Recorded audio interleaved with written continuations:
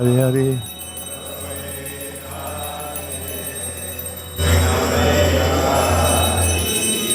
Gurudev Kripa Bindu Dhiya Korohe Dase Vina Pekati Vina Gurudev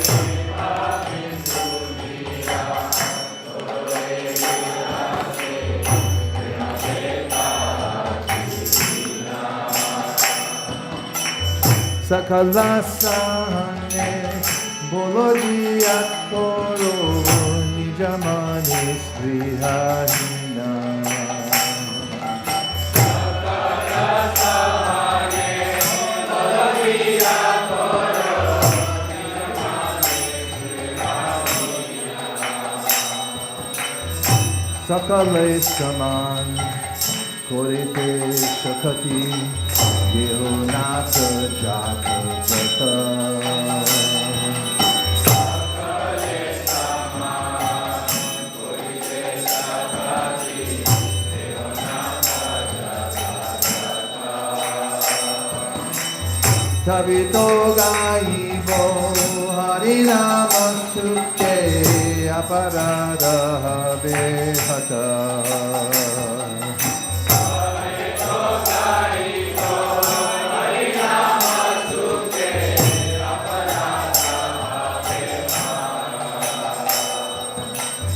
Kabe no kripa lokai jana kritarka hoy denata Kabe no kripa lokai jana kritarka hoy denata Shakti bhakti amiyati Goro More Atmasata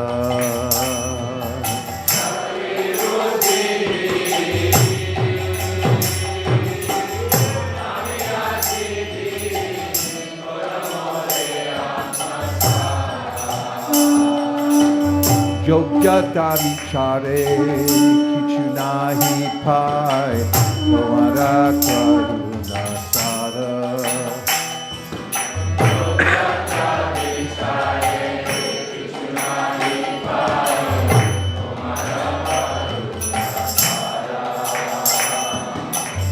Karuna na hoile Kandiya Kandiya Prana nara kipo aro Karuna na hoile Kandiya Kandiya Prana nara kipo aro Gurudev Kripa Bindu Dhiya Koroe Dase Vina Pekayati Vina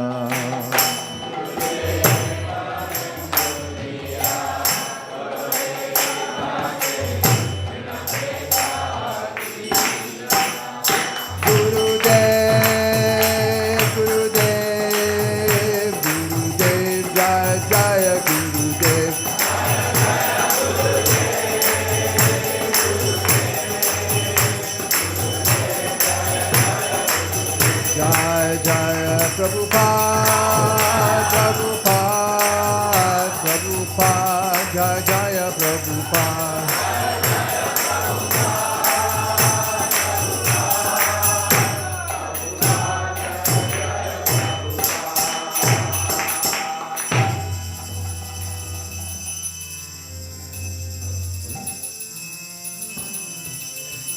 Kali Kukur Kalam Jari Chao Hai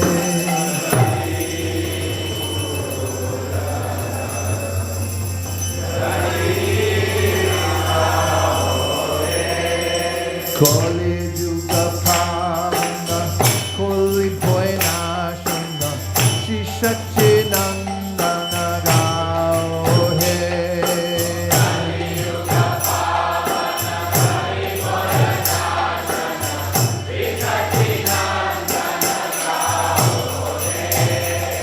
Radha Madhan Nitaye Pranadhan Advaita Pujita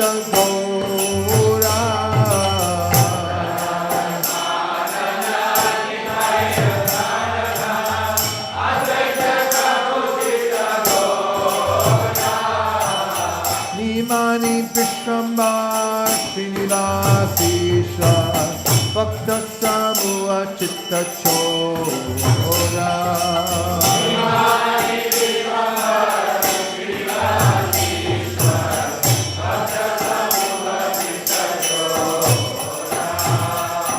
Nadiya Shashadar Mai Purishva Nam Pravartana Sura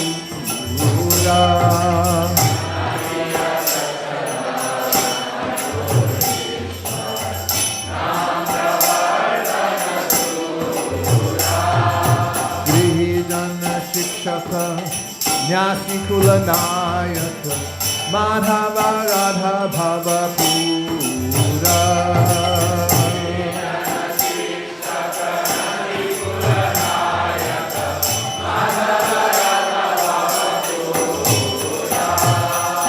Sarva Bhauma Shodana Gajabhakti Tarana Ramananda Poshana Veera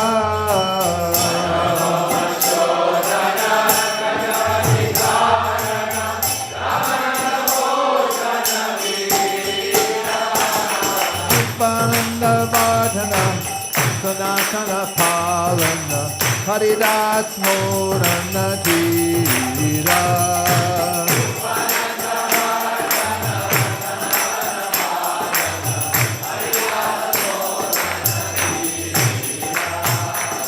Rajaras Bhavana Dishna Mata Shatana Kapati Vikatana Kama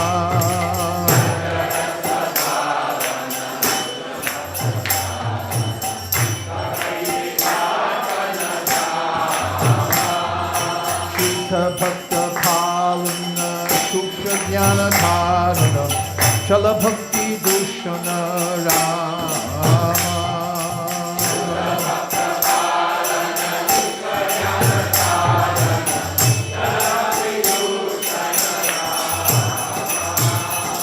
Kali Kupur Kala Jari Chao He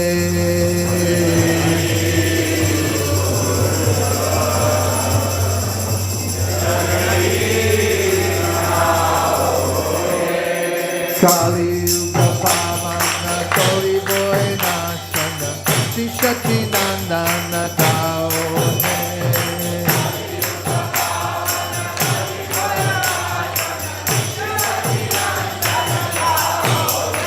Hari Bol, Hari Bol, Hari Bol, Jai God, Hari Bol.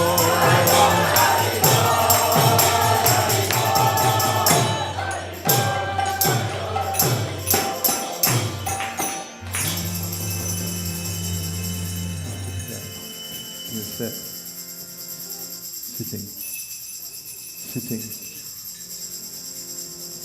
Now we're going to do the translations to our verses in chapter 10.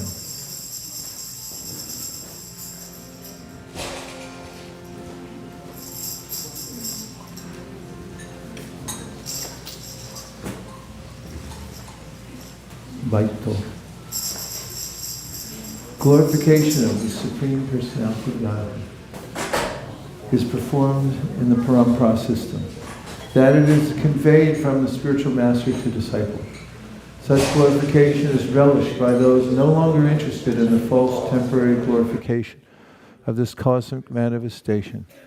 Descriptions of the Lord are the right medicine for the conditioned soul, undergoing repeated birth and death.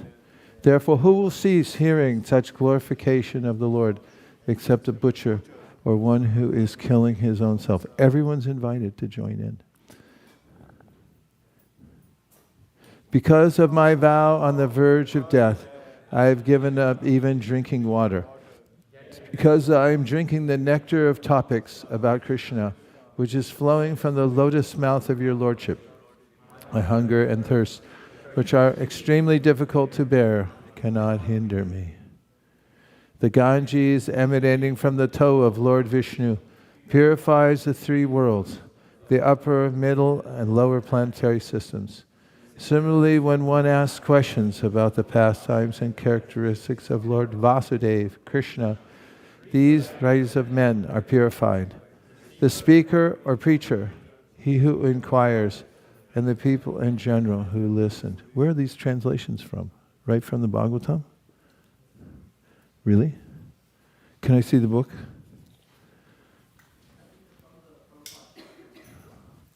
Is it?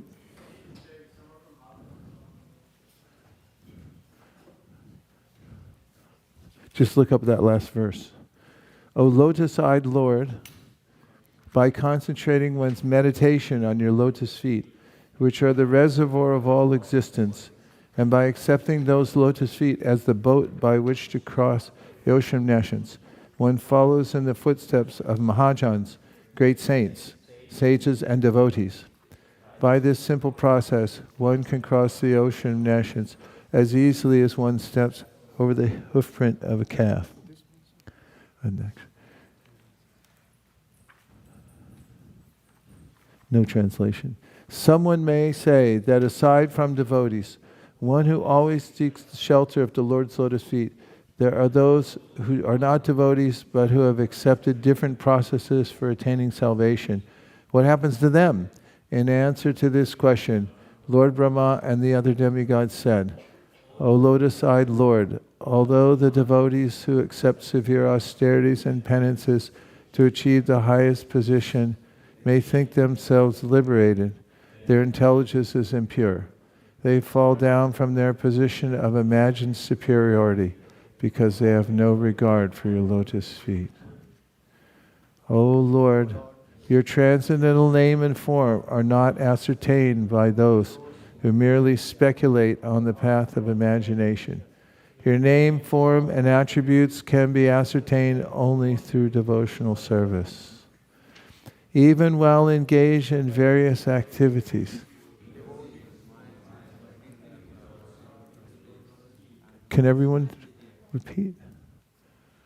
Even while engaged in various activities, devotees whose minds are completely absorbed in your lotus feet, and who constantly hear, chant, contemplate, and cause others to remember transcendental names and forms, are always on the transcendental platform, unless they can understand the Supreme Personality of Godhead. O my Lord, O great devotee, persons like you move from one place to another, not for their own interests, but for the sake of poor-hearted grahastas, householders. Your son Krishna appears as an incarnation every millennium. In the past, he assumed 3 different colors, white, red, and yellow. And now he has appeared in a blackish color.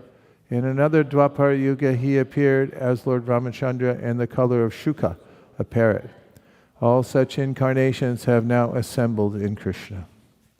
Having heard of the great fortune of Mother Yashoda, Parikshit Maharaj inquired from Shukadev Goswami, O learned Brahmana, Mother Yashoda's breast milk was sucked by the Supreme Personality of Godhead.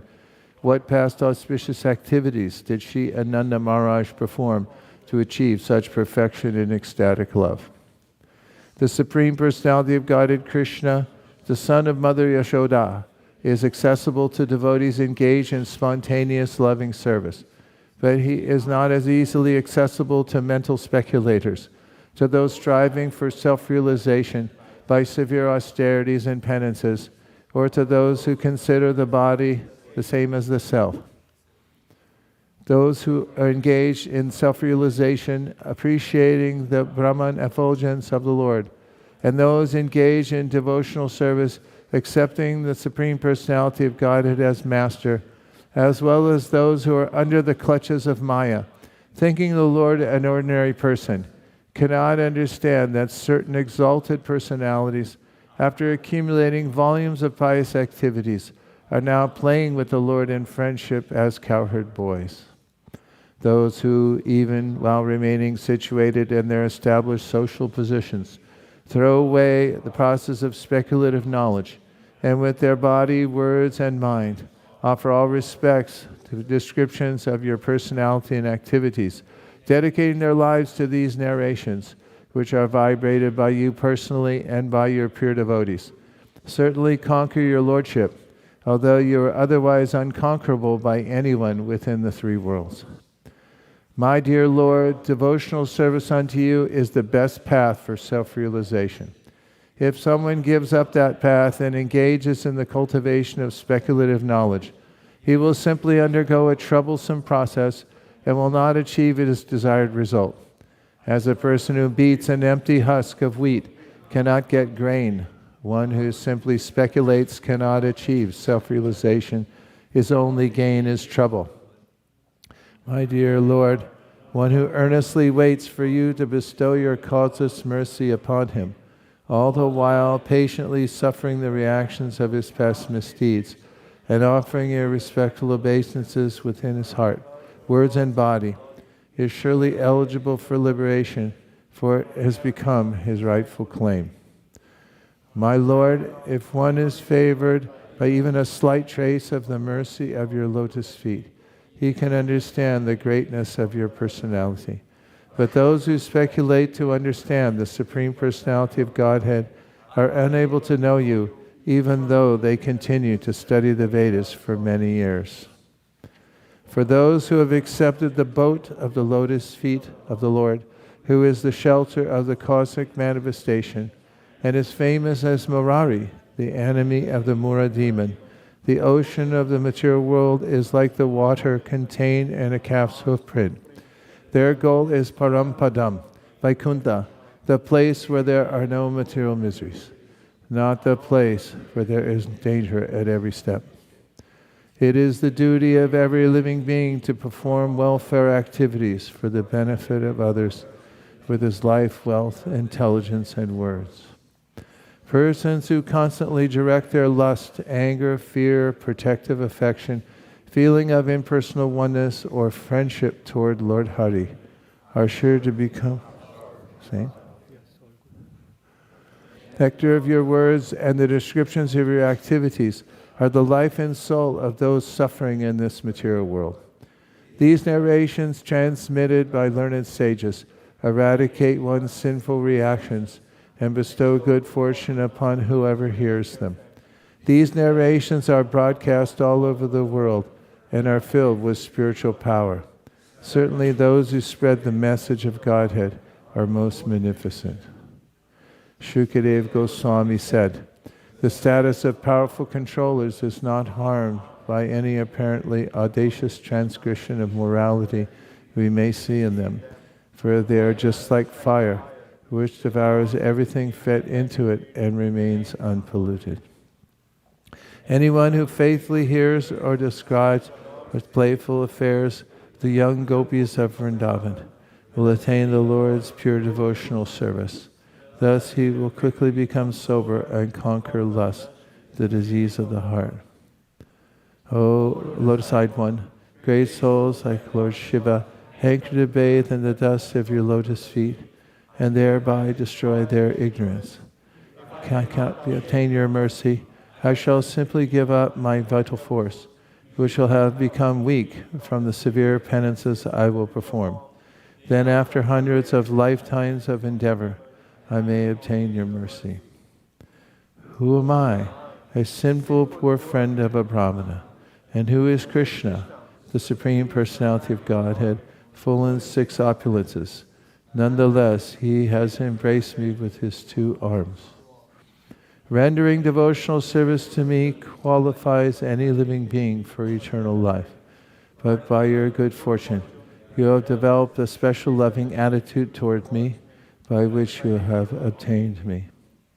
The gopis spoke thus, Dear Lord, whose navel is just like a lotus flower, your lotus feet are the only shelter for those who have fallen into the deep well of material existence. Your feet are worshipped and meditated upon great mystic yogis and highly learned philosophers.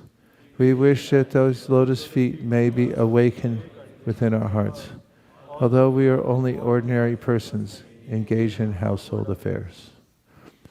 One who identifies himself as the inert body composed of mucus, bile, and air, who assumes his wife and family are permanently his own, who thinks an earthen image of the land of his birth is worshipable, or who sees a place of pilgrimage as merely the water there, but who never identifies himself with, feels kinship with, worships, or even visits those who are wise in spiritual truth.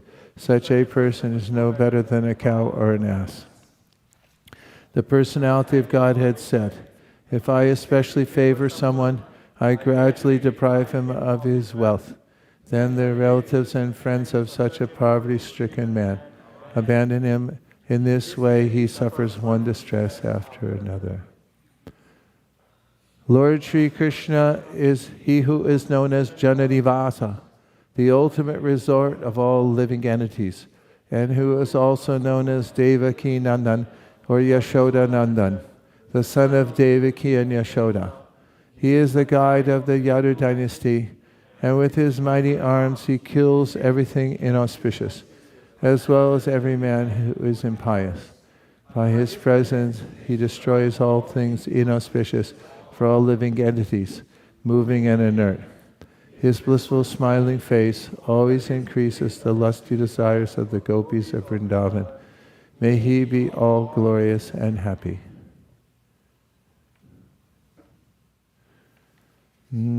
Namasheshtam manamapi shachiputram atra sarupam shirupam tasya grajam uruparim maturim goshtavatim Radha Kundam Girivaraho Radhika Madhavasham Prapto Yasya Pratitya Kripaya Shri Gurum Dhamnatosmi.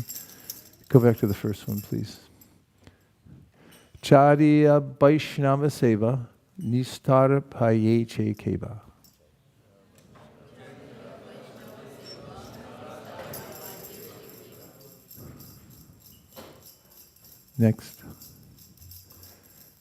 Next. Oh, we didn't do it all together. Go back, please. Namashrestam manamapi shachi putra matra sarupam Surupam tasya grajamuri purim matarim goshtavatim Radha kundam girivanamaho radhika madhavasham Prapto yasya pratita kripaya shri gurum tannatosmi. Hey Guru Jnanadadina Bandho Sanandadata Karanaika Sindho Vrindavana Sinahitavatar Rasida Radha Puraya Prashara Hey Dina Bandho Karanaika Sindho Guru Prasadam Mai Mandamudhe Dakshaparade Bahupapagade Tadpada Padme Sumatishta Krishna Yadyapi Amar Guru Chaitanya Das Tatapi Janiye Ami Tahara Prakash Guru Krishna Rupana Shastra Pramane Guru Rupe Krishna Kripa Karena Bhakta Kare Shiksha Guru Keta Jani Krishna Swarupa Antaryami Bhakta Shrestha E Juri Rupa Naivo Payantya Pachitin Kavayasta Vesha Rama Yushapi Kridam Ridabudas Varanta Yotar Bahisthanavratam Ashubham Vadunvan Acharya Chaitya Vakushasvagatim Yanaki. Without serving the representative of Krishna, nobody can approach Krishna. I bow down to the beautiful lotus feet of my spiritual master. By whose causeless mercy I have obtained the supreme holy name, the divine mantra, the service of the son of Shachi Mata, the association of Srila Sarup Damodar, Rupa Goswami and his older brother Sanatana Goswami, the supreme abode of Mathura, the blissful abode of Vrindavan, the divine Radha Kund and Govardhan Hill, and the desire within my heart for the loving service of Sri Radhika and Madhava and Vrindavan. O spiritual master, O giver of divine wisdom, O friend of the fallen, O the giver of your own bliss, and you are the only ocean of mercy. Although dwelling in Vrindavan, you have descended for the welfare of fallen souls like myself, and you are preaching the divine love of Radha for Krishna. Please be kind upon me. O friend of the lowly, O Gurudev, you are the only ocean of mercy. I am a doleful and have committed hundreds of thousands of offenses.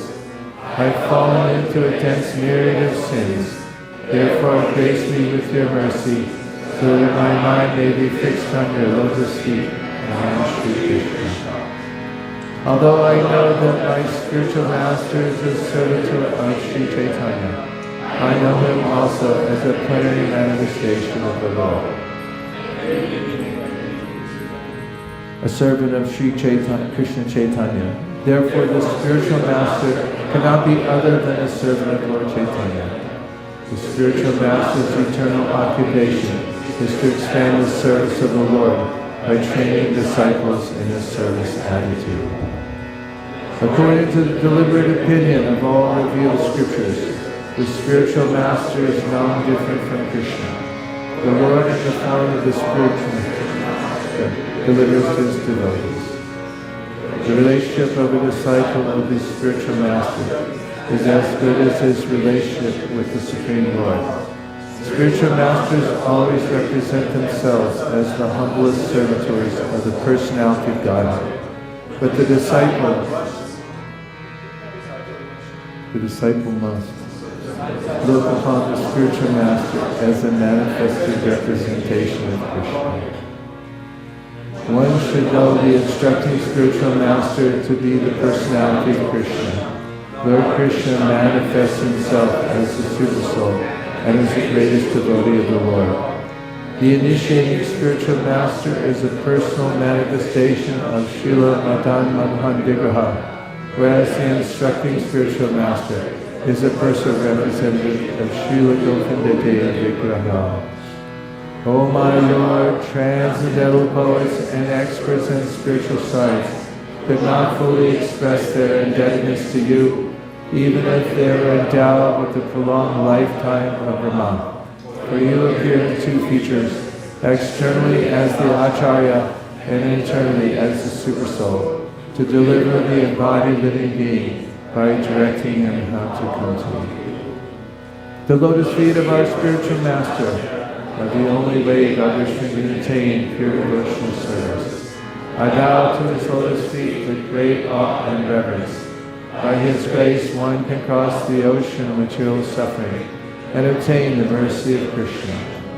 Our only wish is to have our consciousness purified by the words emanating from his lotus mouth. Attachment to his lotus feet is the perfection and fulfills all desires.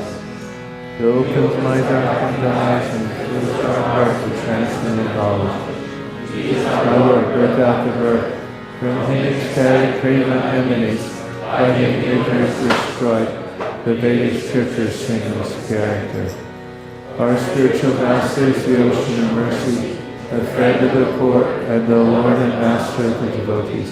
O Master, be merciful unto us, give us a shade of your lotus feet. Your fame is spread all over the three worlds. Sri Guru Charana Padma Kevala Bhakati Sadma.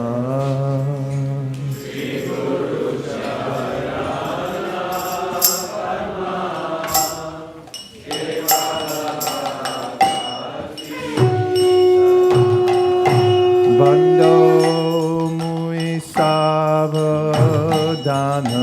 ma te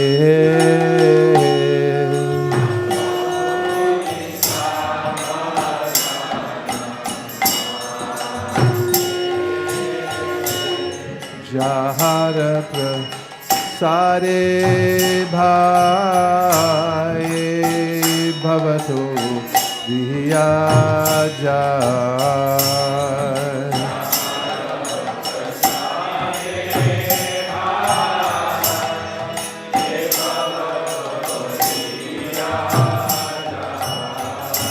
Krishna prapti hoy jaha hoy se.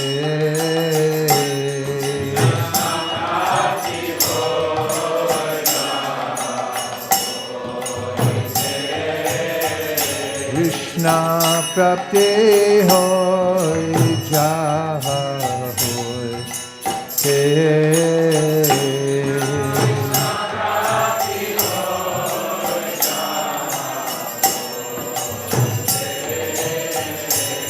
Krishna prapti hoy jaha hoy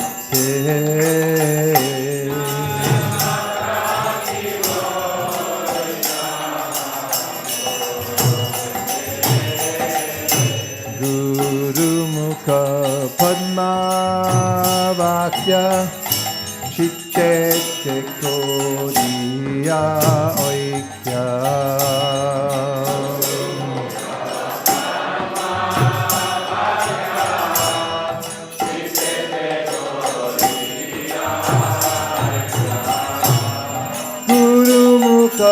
Padma vakya chitte kuriya oikya.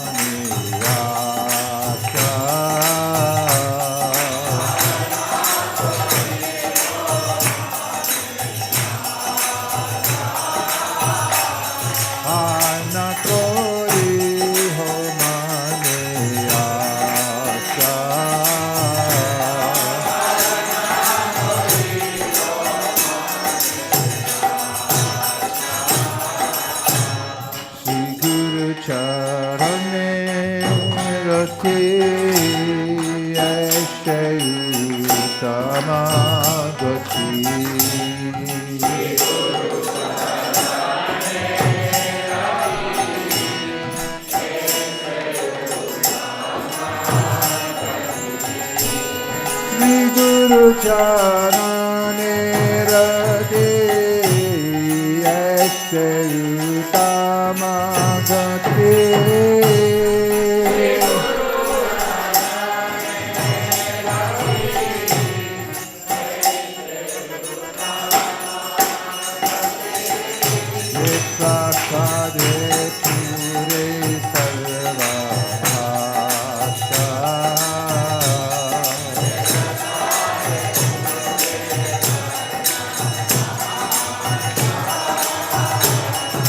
Prasare pure sarva asa.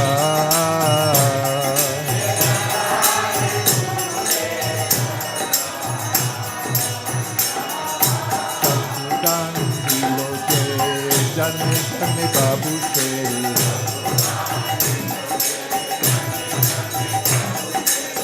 Sakudan diloje janne janne babu se.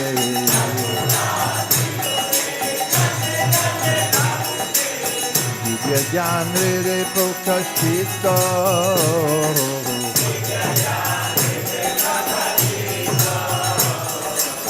Julia janre pokashito,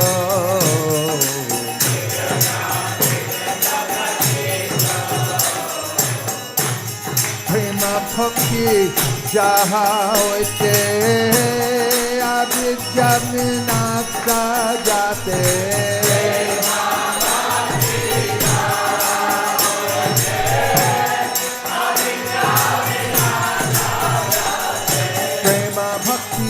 Hoite avidya vinasa jate. Dere gai jahara charito.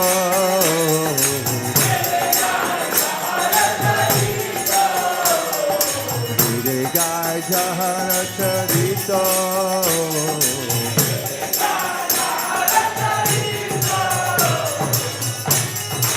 Guru karuna Adama Janara Bandhu.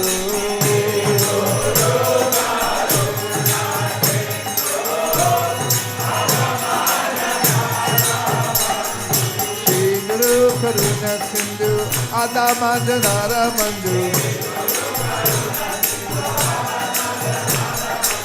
Lokana Lokera Divana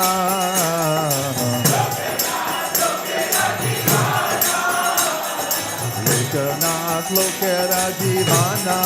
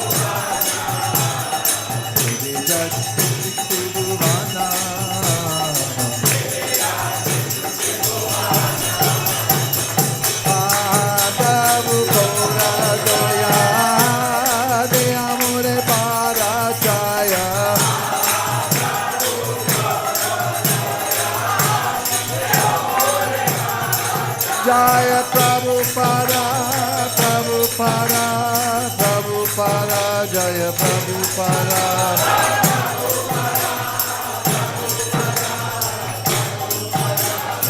Jaya Jaya Prabhupada, Prabhupada, Prabhupada, Jaya Jaya Prabhupada.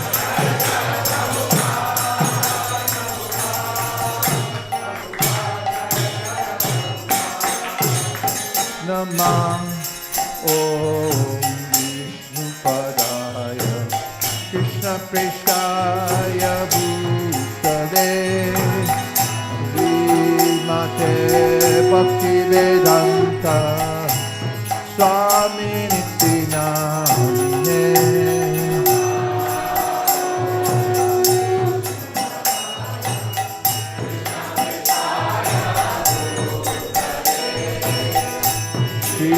Mate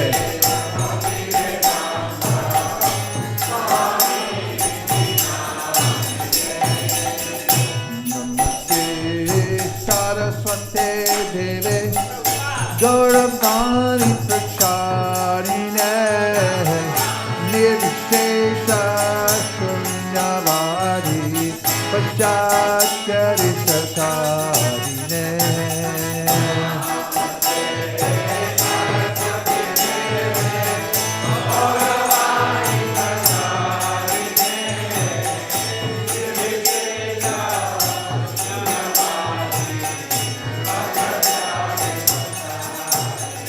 Jaya Shri Krishna Chaitanya Prabhu Nityananda Shri Advaita Gadadhar Srivasadi Gaur Bhakta-vrinda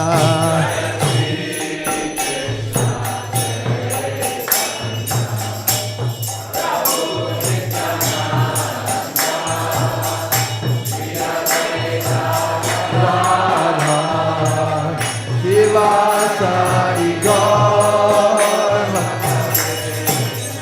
Jaya Shri Krishna Chaitanya Prabhu Nityananda Shri Advaita Gadadhar Srivasadi Gaur Bhakta-vrinda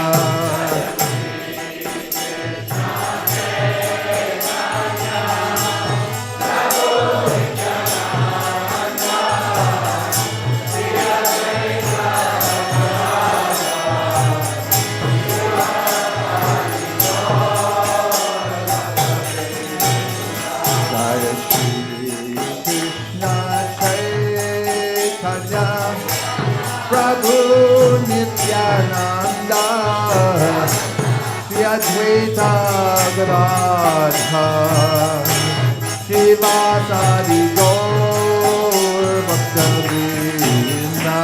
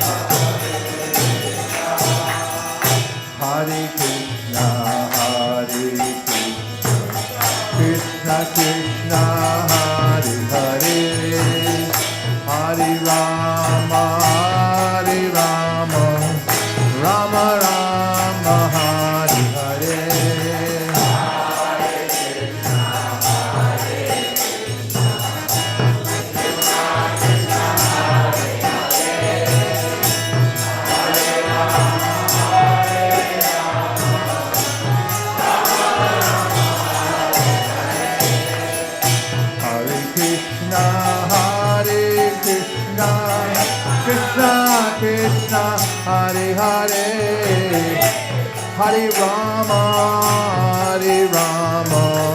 Rama Rama Hare Hare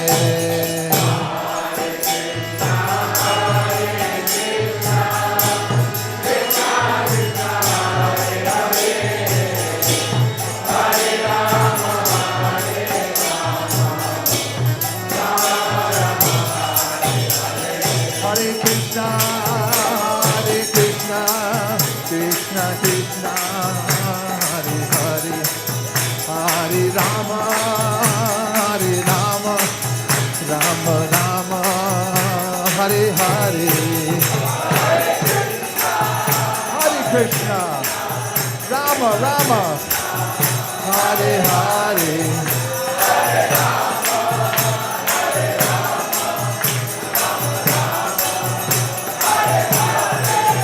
Hare Krishna, Krishna Krishna, Hare Hare, Hare Rama, Rama Rama, Hare Hare.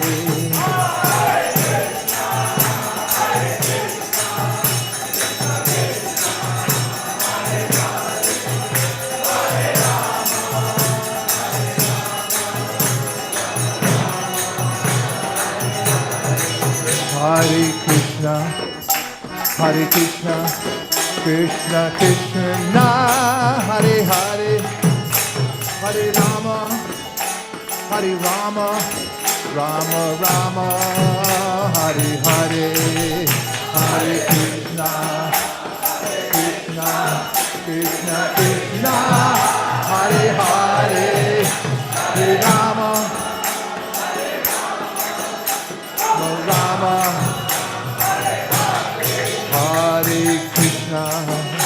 Hare Krishna, Krishna Krishna, Hare Hare, Hare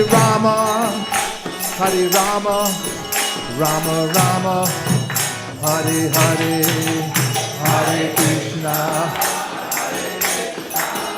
Krishna Krishna, Hare Rama, Rama. Hey! Hare Krishna, Krishna, Hare Hare, Hare Rama, Rama, Hare Hare.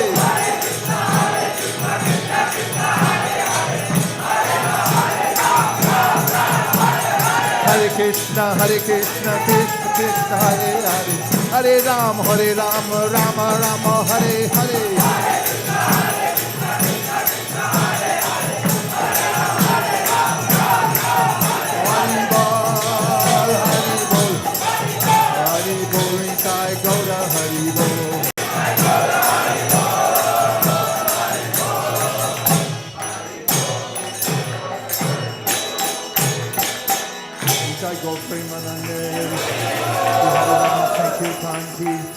Harinam Mantra ki, Harinam Prabhu ki, Go Premanande, Nitai Gaura Hari Bol, Hari Bol, Hari Bol, Nitai Gaura Hari Bol.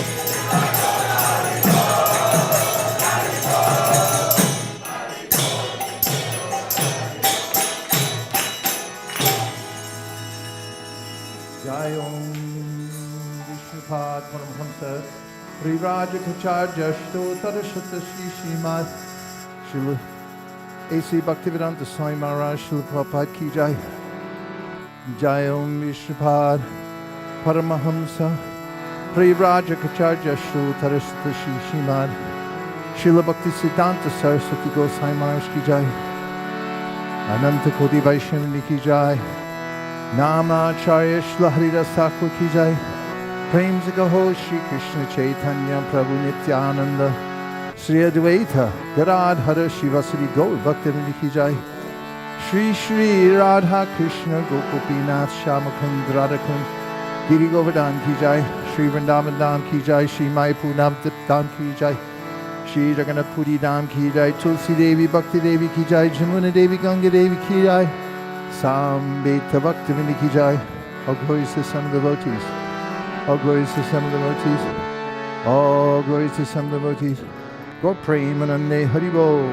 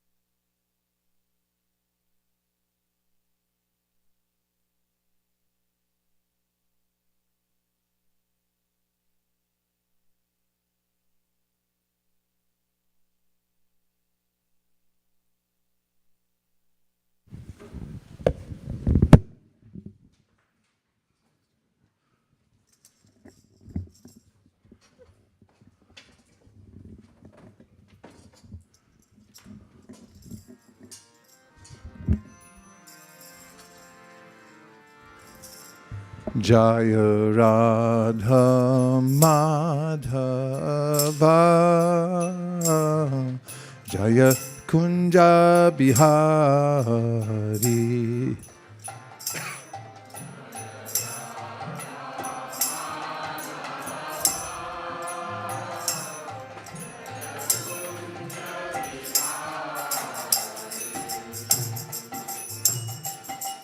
Gopi Janna Vallabha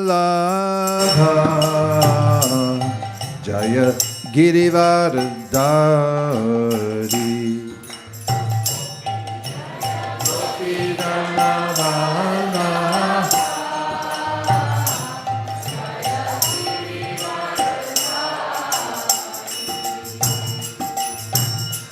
Yashodanandana Vraja Janaranjana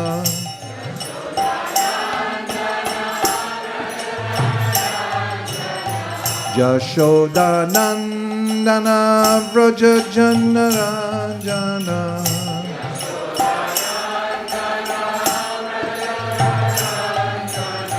Yashodanandana Vraja Janaranjana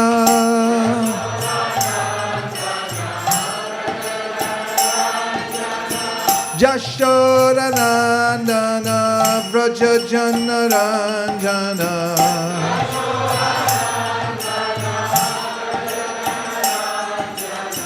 Jamuna Tira Vanachari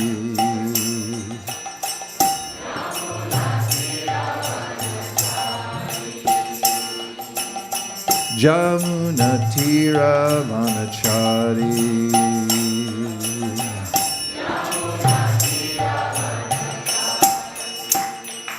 Hare Krishna Krishna Krishna Hare Hare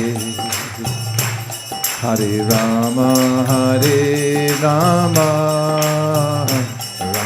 Rama Hare Hare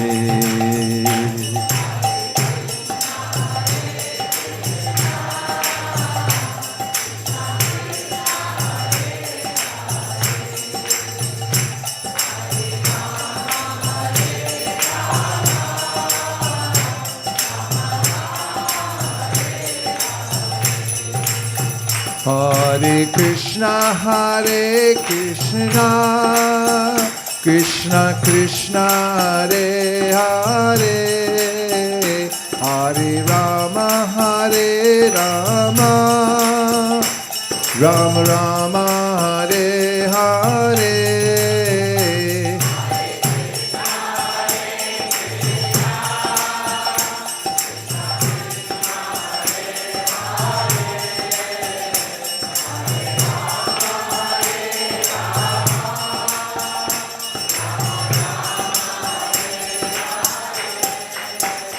Hare Krishna Krishna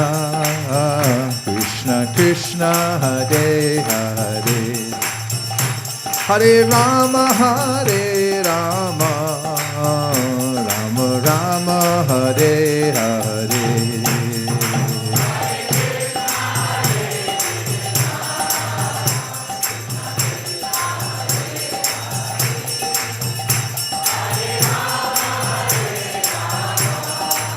Hare Krishna Krishna Krishna Hare Hare Hare Rama Rama Rama Hare Hare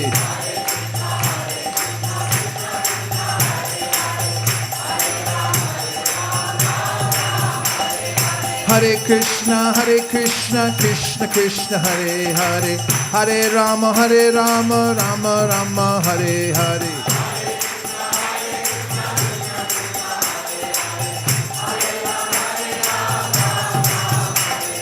Hare Krishna Krishna Krishna Hare Hare Hare Rama Rama Rama Hare Hare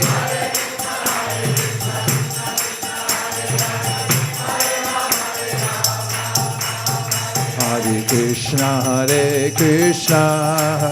Krishna Krishna Hare Hare Hare Rama Rama Rama Hare Hare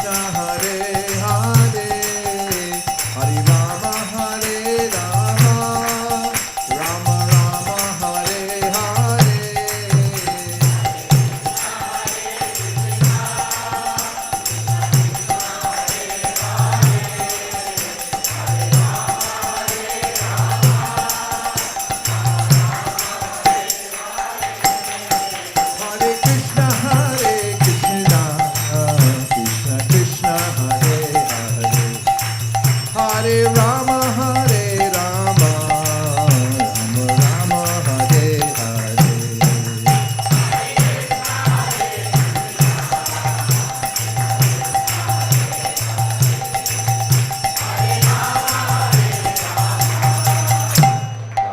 Rama Rama,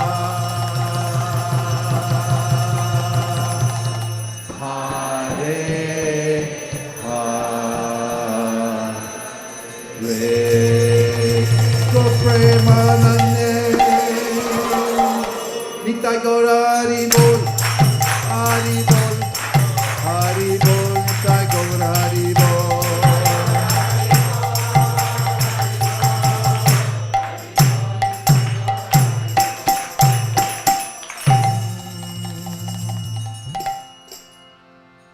Om Namo Bhagavate Vasudevaya.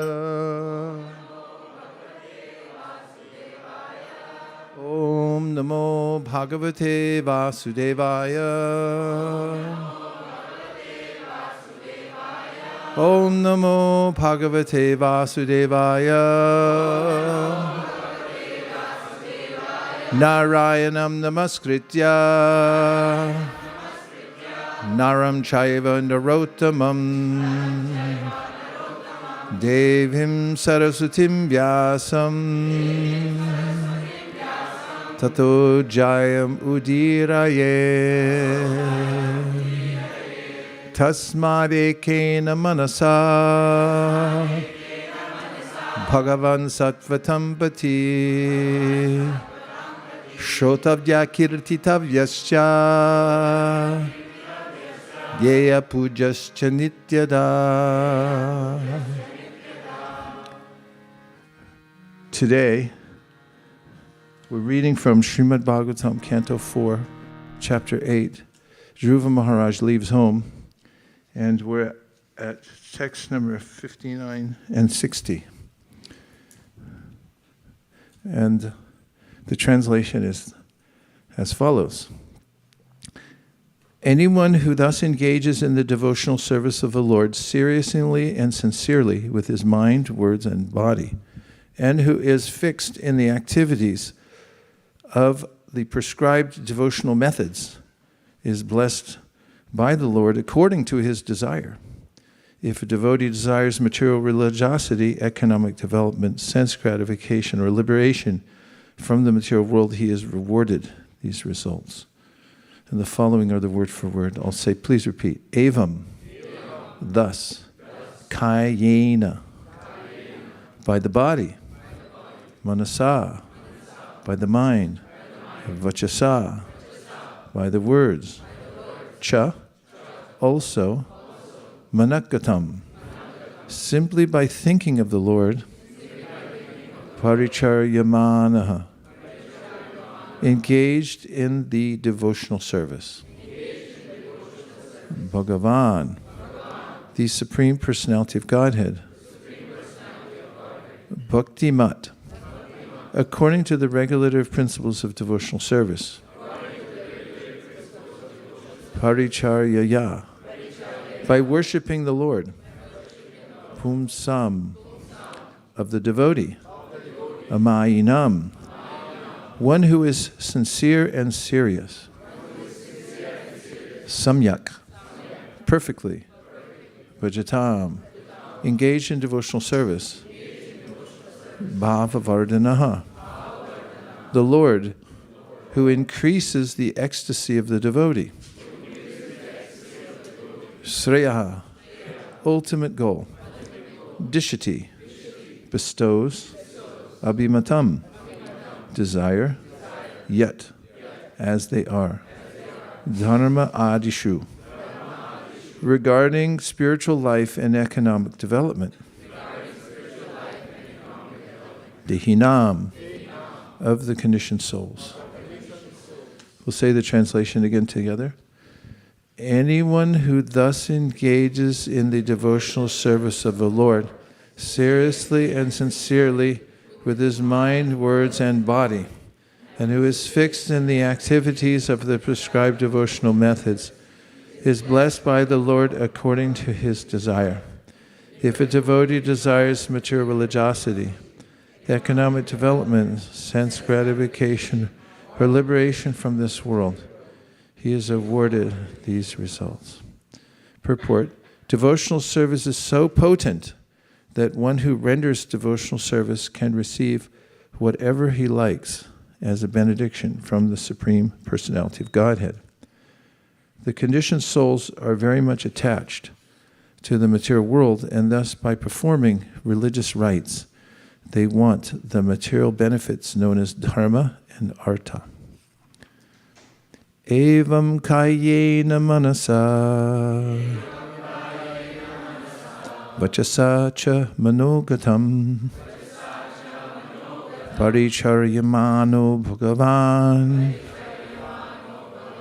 bhaktimat paricharyaya pungsam amayinam samyag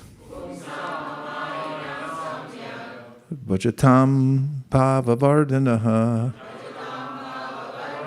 shreyo dishyatya bimatam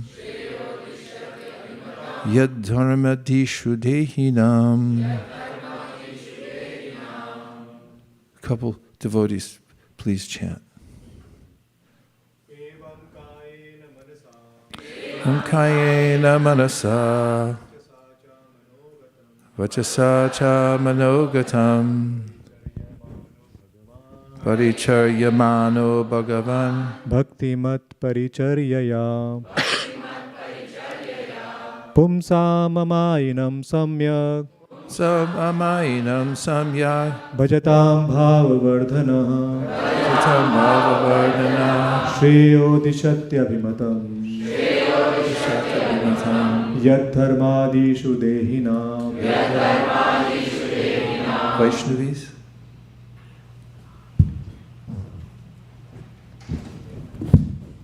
Evam kayena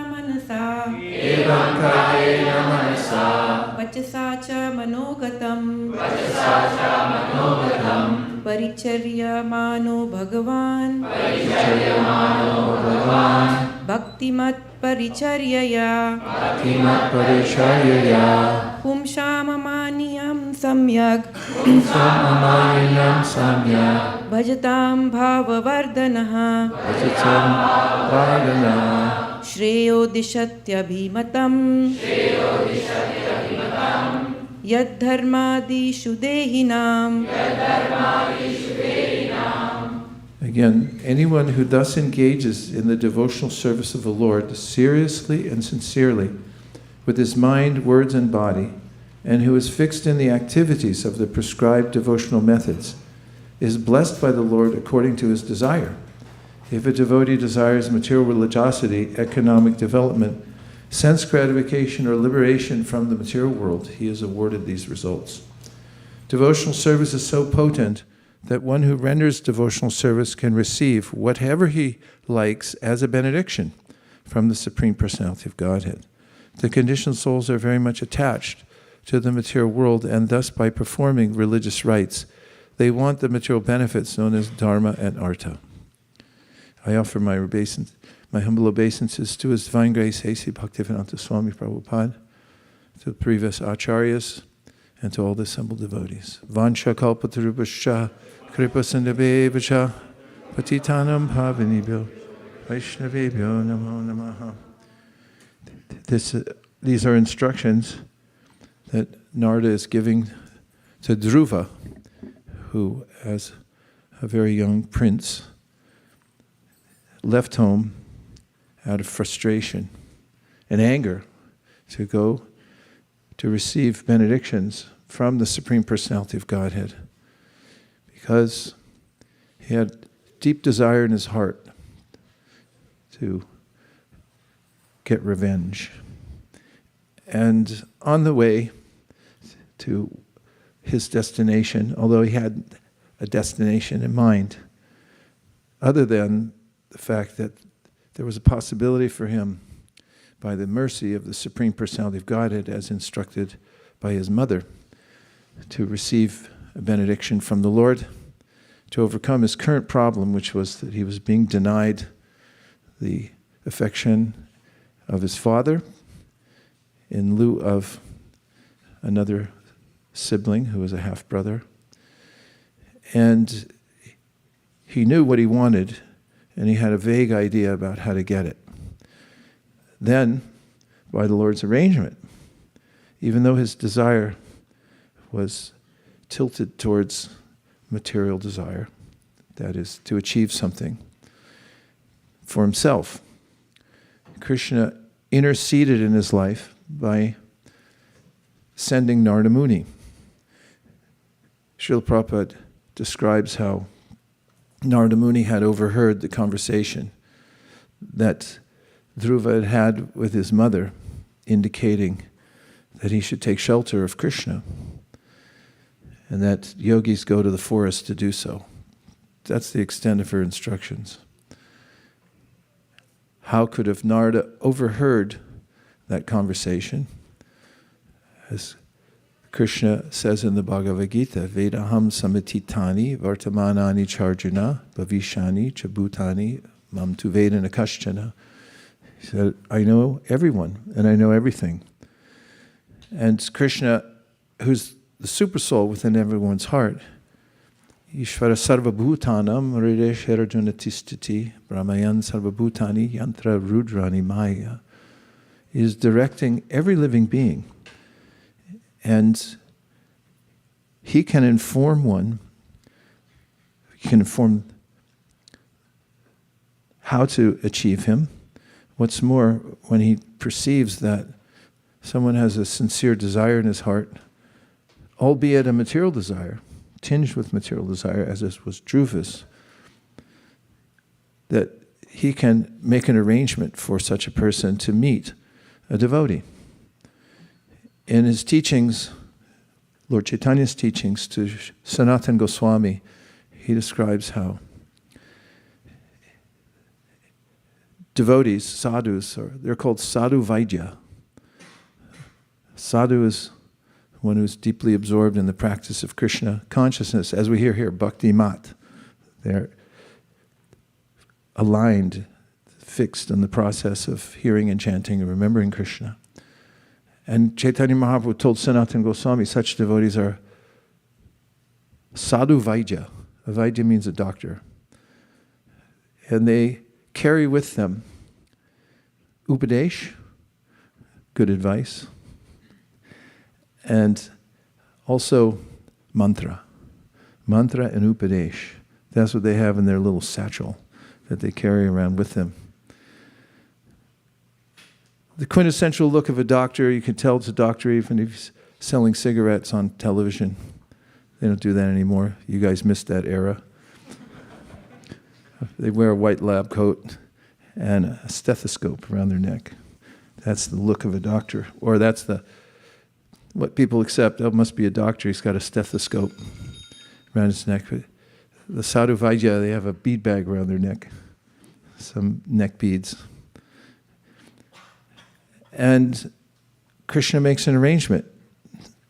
He made an arrangement in the case of Dhruva for Narada to intercept him on his way to find Krishna.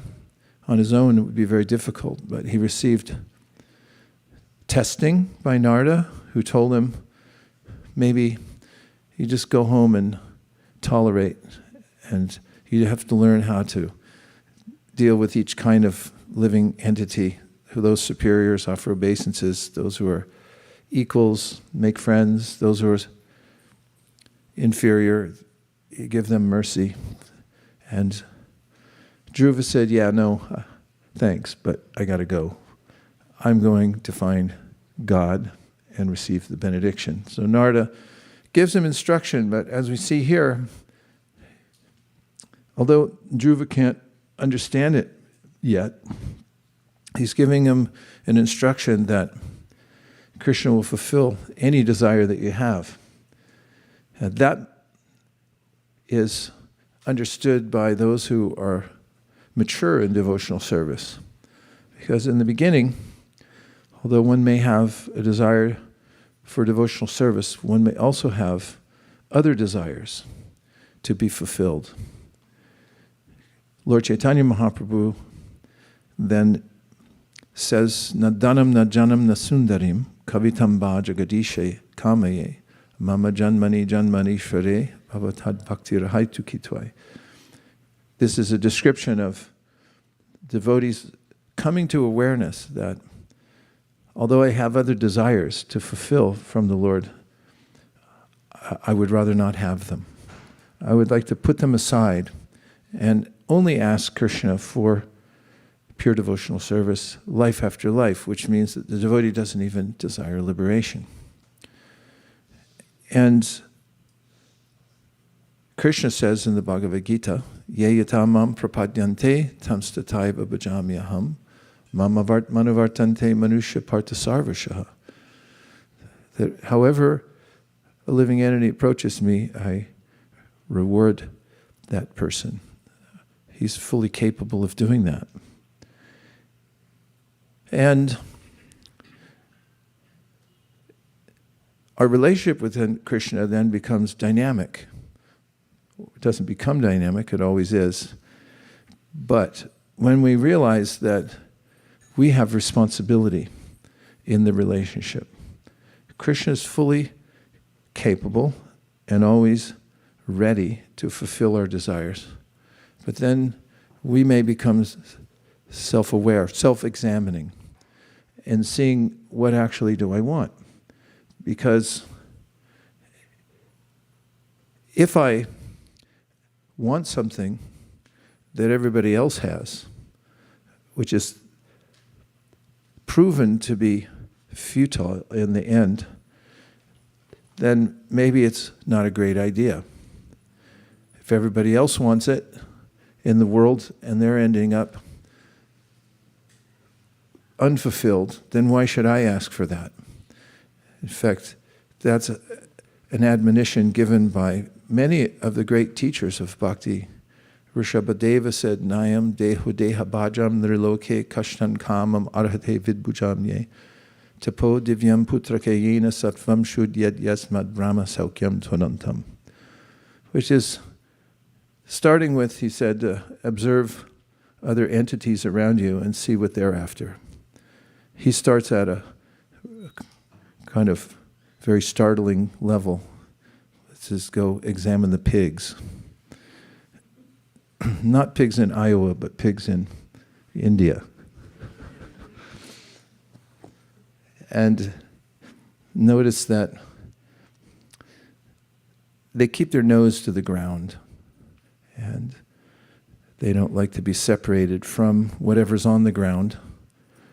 And that's as much as I'm going to say.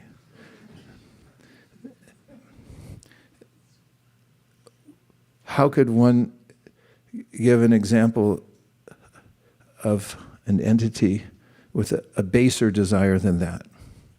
It's not possible, perhaps. So he said, notice that they have a strong desire, and they want something. By nature, they're compelled to ask for it and to receive it. In fact, they've received a body that allows them to clean up after everybody and to lie in filthy places. Is that a benediction? Not so much. Nayam deho deha bhajam linruloke kashtam kanam arhate vidbhujamye. Rishabhdev says, make a study and see what the pigs want. And then ask yourself, do you want to be a pig? And if the answer is no, then try to cultivate a higher desire. And he says how to do that. Tapo divyam putraka. He says there are ways in which you can organize your life. Tapo means don't give in to the default desires that came along with the body. They need an upgrade by nature. When you get the body, if you take the default set of desires that come with the body, it's not going to work out well. Upgrade them. And how do you do that? Tapo divyam. That sounds good. Divyam means divine. Divine austerities. Putraka, it purifies one's existence. And with purified existence, one can then identify what's good for one and what's not good. Krishna gives such commonplace advice, or commonsensical advice, in the Bhagavad Gita when he says, Yehi samsparshaja bhoga, dukkha yonaya evate adyantavanta konteya nateshu ramate buddha. Learn to be intelligent. An intelligent person studies the world and notices the effects of interaction with it. And such a person, he says, doesn't seek happiness from sparsha or touching the senses to their objects because it's temporary, it comes and goes. If you go more deeply within it, you'll find that the interaction of the senses with the world becomes entangling. There is a way in bhakti that one can interact with the world with one's senses and not become entangled. That's bhakti mat, or the process of bhakti. But first one can analyze the world and see that if the pleasure that I seek from interacting with the world, as good as it looks right now, there's a surprise behind it all, which is that you'll be ensnared, caught by it. And it's very difficult to get out. So he says, Adyantavanta konteya, O son of Kunti, Arjuna, the person who's wise analyzes what's good for him or her, and then engages the senses in Krishna service and not in the temporary service that the senses are asking for, sense gratification. And putraka yena sattvam. Tapodivyam means the alternative is that one uses one's senses for serving Krishna. Sarvapadi vanirmuktam tatpratvena nirmalam rishikena rishikesha sevanam bhakti ruchite. The process of bhakti is defined as using one's senses in the service of Govinda. He has perfect senses. And when we please Krishna's senses, we naturally become pleased. He's the master of our senses also, Rishikesh. And this is the formula for success, and this is what tapo divyam means. We recognize that Krishna is the supreme enjoyer, which means he can enjoy his senses unlimitedly. We can also enjoy our senses as servants of Krishna's senses. And when we use our senses just to please Krishna, then our senses naturally become satisfied. When we engage them independently and try to enjoy the senses outside of pleasing Krishna's senses, then our senses become addicted to sense objects and we become frustrated and we feel misery. Govinda, the master of the senses, is a person, and therefore he has senses.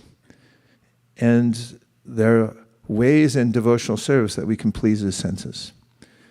One of the ways is to be a vessel ourselves for hearing about Krishna. In fact, in the 13th chapter of the Bhagavad Gita, Krishna describes how his hands, legs, ears, eyes are everywhere. Those were part and parcel of Krishna. If we engage our senses in hearing about Krishna, Krishna becomes satisfied. That satisfies his senses because we're part and parcel of him, and we're using our independence, our free will to hear about him. Then he becomes satisfied. Well, how satisfied could he be from us hearing about him? That's described in the second verse of the Bhagavatam. Dharma prochita kaita votra paramo nirmatsaranam satyam. Atat sadyo hridyavarudyate trakriti bishushu shabis takshanat. What a thing to say right off the bat. That's a baseball metaphor. That if you use your senses to hear about Krishna, how hard could that be? first of all. That's not in the verse, I'm just asking. Then Krishna becomes satisfied. So much so that it says he likes the person who's doing that so much that he won't leave their heart. Of course, he doesn't leave anyway, but it's poetical in a way that his presence becomes augmented in one's heart when one hears about Krishna, because Krishna's pleased. As Prabhupada puts it, he becomes compact within your heart. And Prasajita Hridayam Yasya Sakshat Dariravisha Abhihito Pyagoganasha Pranaya Rasanaya Jitangri Padma Bhavati Bhagavatam Pradana Ukta. A devotee who becomes advanced, a Pradana Bhakta, means they're solidly situated, pretty good, yeah. Solidly situated within devotional service, which means they're clear about this, that I serve Krishna's senses. I serve my senses to the degree that it helps me to be vigorous enough to serve Krishna's senses. That's kamasyanandriya pratir labo jiveta yavata jivasya tattva jignasya narto yasche. Means basically go to Whole Foods. Trader Joe's is okay. You got to stay alive somehow. But to serve Krishna. And if that becomes your intention in life, to serve Krishna's senses, you've broken through to the other side. As Jim Morrison once said, break on through. This is the real breakthrough in life, to understand that I'm part and parcel of Krishna. And by serving his senses, I naturally enjoy. And the same kind of ambition that a person who thinks that he's or she is going to enjoy by accumulating more opportunity for sense gratification, a devotee has just as much or more ambition to please Krishna's senses. So you may see a devotee driving in a car. You may see somebody else on their way to make an arrangement for their sense gratification driving in a car. And you may say, well, they're both driving in a car, therefore they're equal. But their intention is diametrically opposite. The intention of the devotee is to please Krishna's senses. And that's why, of course, my intention is more on the side of, I wanted to be on time for Mangalartik, but we got pulled over one morning because we were the only car on the road practically on 101 at 4 in the morning, trying to make it by 4:30. I was with Bhakta Daniel, now named Damodar Smaran. He used to live in Burlingame. Remember when he was a kid? Somebody called me from Berkeley and said, hey, we got a kid over here. I said, yeah, so what? And they said, no, he's a devotee. I said, yeah, right. They said, no, really, he's really good. And I said, yeah, why are you calling me from Berkeley? He said, he lives next to you in Burlingame. So he used to drive with me to the temple all the time. And we were on the road to Mangalartik, and the police pulled us over. Got off at an exit, pulled into a parking lot. They came in with their lights. They said, what are you guys doing? Why are you going so fast? I said, we're late for a prayer meeting. And they go, all right, go ahead. If we had been revelers, like most people who might be out that time in the morning, speeding on the freeway, it might have been a different outcome. People appreciate, even in this world, that when you use your resources for God, then you're treated differently. For instance, if you give your money in charity, you get a tax break. Why is that? You can start a charitable remainder trust and put all your assets in it, take an annuity, and you get a tax break because you're giving everything away. People intuitively understand that if you act selflessly in this world, you're volunteering for the benefit of others, then you're not subjected to the same laws, same tax law as other people are. And in the universe, there's a way in which when somebody has crossed over and realized one's existential position as part and parcel of Krishna, and that when one learns the art of devotional service and how to please Krishna's senses, that as it says here in the verse, Bhava Vardhanam, Krishna increases your bliss. Bhava Vardhanam, bliss is increasing. And so we find that if you try to increase your own bliss in the material world, you get an opposite effect. This is something that Arjuna mentions to Krishna in the first chapter of the Bhagavad Gita. That why am I getting the opposite the result of what I desired? It's because you don't know the science. If you want to increase your bliss, your actual happiness, and serve the senses of Krishna. So what are the obstacles? Through the dark night of the soul here in the material world, we forget that we're part and parcel of Krishna. And we become absorbed in the bodily conception of life. And one of the first hurdles to overcome is one that everyone sees but then doesn't recognize. You see it but you don't recognize. As Shukadev says at the beginning of the Bhagavatam, Deha patra kalatradeshu atmasaini sasatsapi tesham pramadhunitanam pashanapina pashyati means that you see it but you don't get it. You don't understand what you're seeing.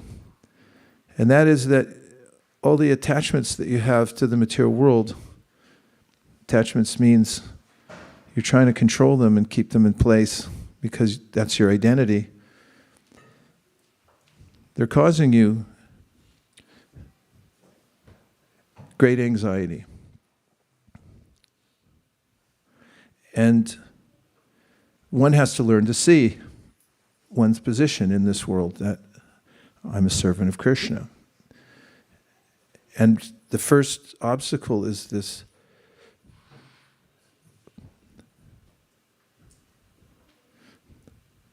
unnatural attachment to temporary things. Unnatural because we're permanent.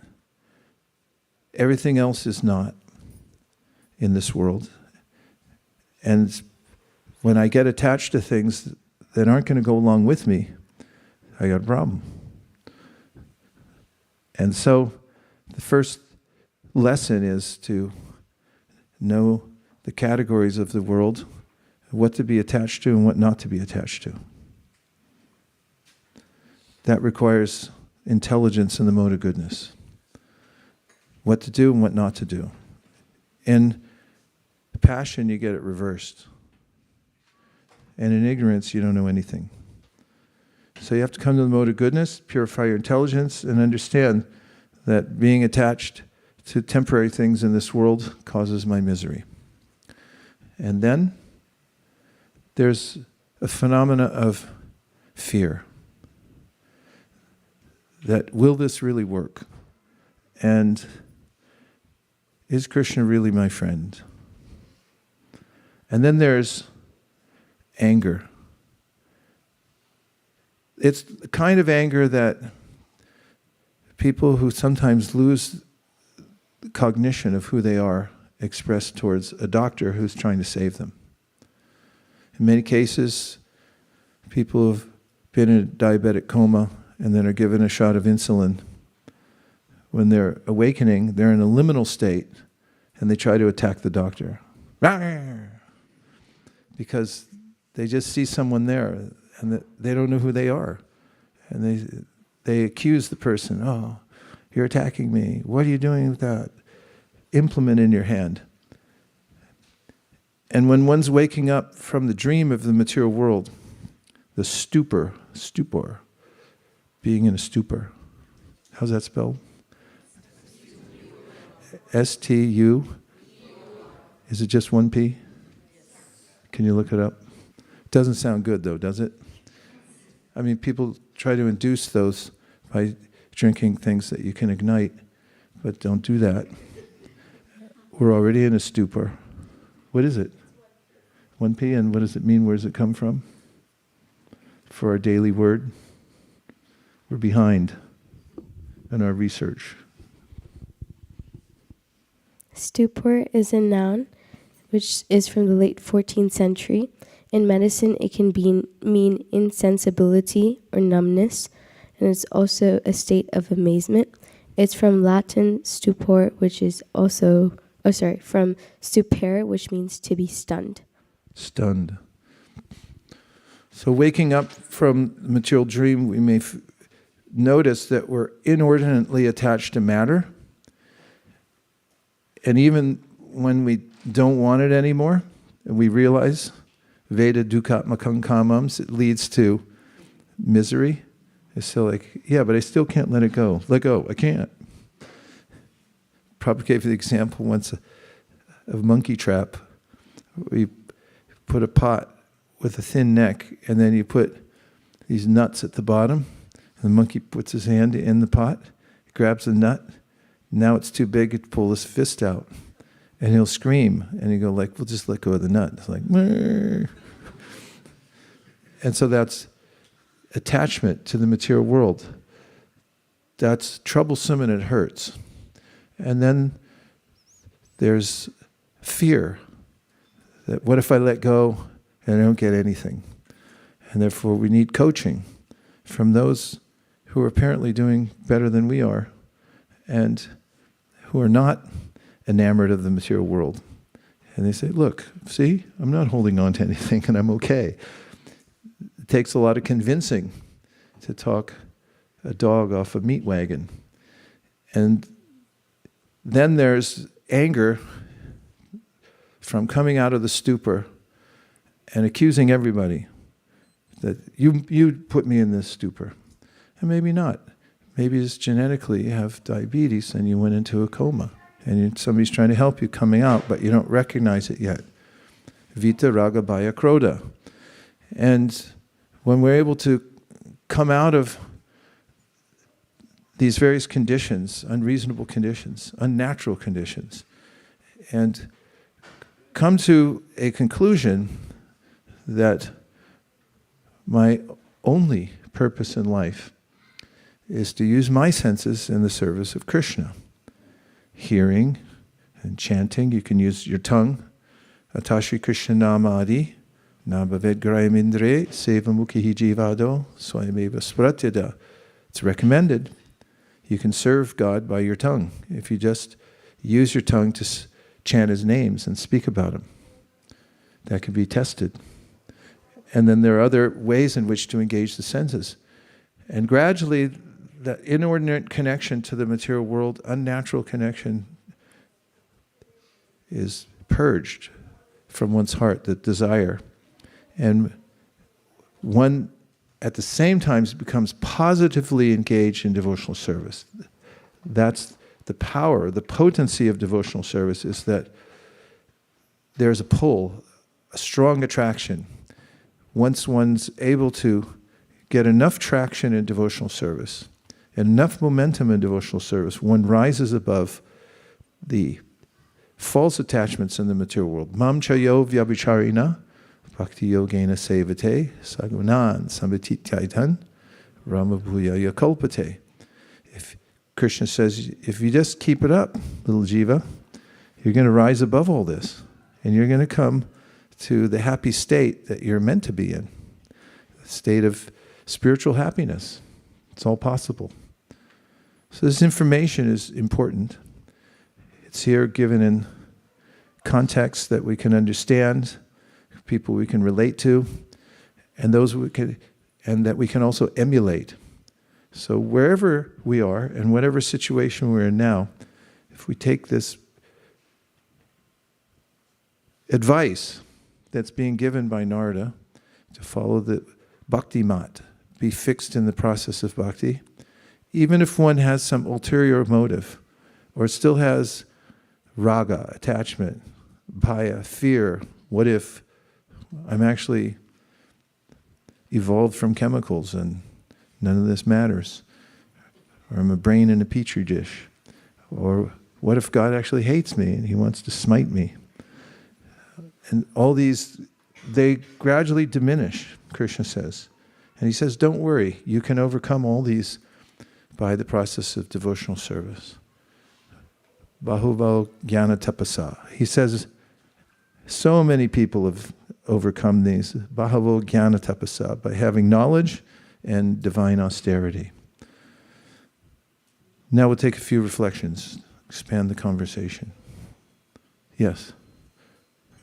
Akshar Nitai, freshly back from New York City. Haribol. It's good, everyone's going out and seeing the world now. Hare Krishna Maharaj. It was an amazing class. I had one maybe reflection, kind of a question.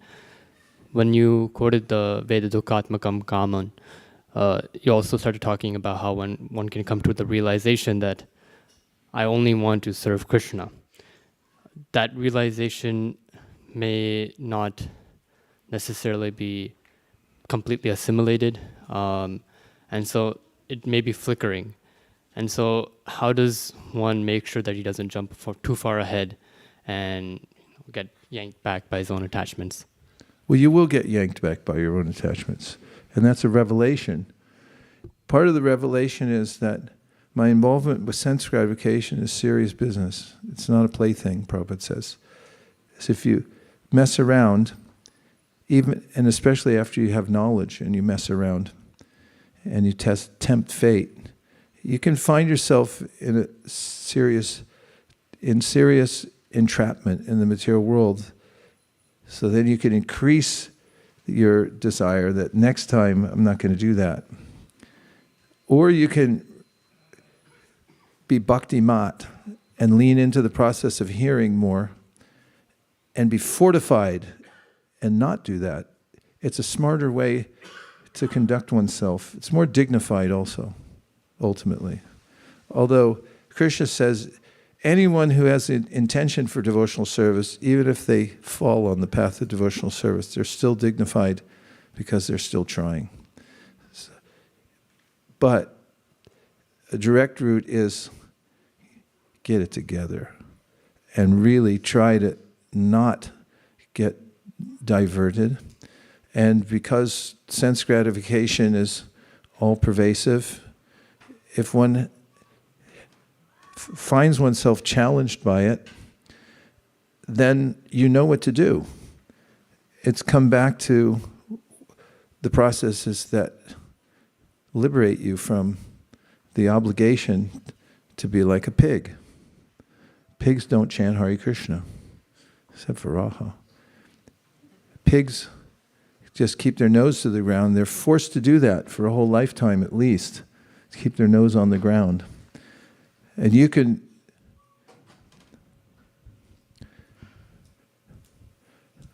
rejoice in the fact that you can sit down for a while, cool off, and think about what's most important. And even if you can't figure that out, if you chant Hare Krishna, Vasudeve Bhagavati Bhakti Yoga Prayojita Jana Yashuvayara Gyam Gyanam Chayat Haitukam. If you do the direct process of connecting to Krishna, then all of a sudden you get smart. Like Dennis the Menace once said in a comic I read when I was a kid. He told Mr. Wilson, ice cream makes me smart. But it's actually chanting Hare Krishna that makes you smart. You become detached. It's not the same as eating ice cream. But if you use your intelligence to understand that there is a source of knowledge, there are those who are dignified, who are not profaned by material desire, and attachment to the material world in the same way, and we take shelter of them. Humble sages, we say, I will emulate them. We can keep pulling back towards safety. Balance doesn't mean that you're completely still. It means you're pulling back to the center. And it's something that Prabhupada mentions in the light of the Bhagavat, that missteps may not be detrimental, they may become the pillars of success. Failure may become the pillars of success, but only if we're sincere. We have to take it seriously. This is a very serious lifetime we're in. You had to keep reminding yourself this is serious. And it's shorter than we think. And we can't take anything for granted. So if you take advantage of what you have right now, Krishna will help you. Yes.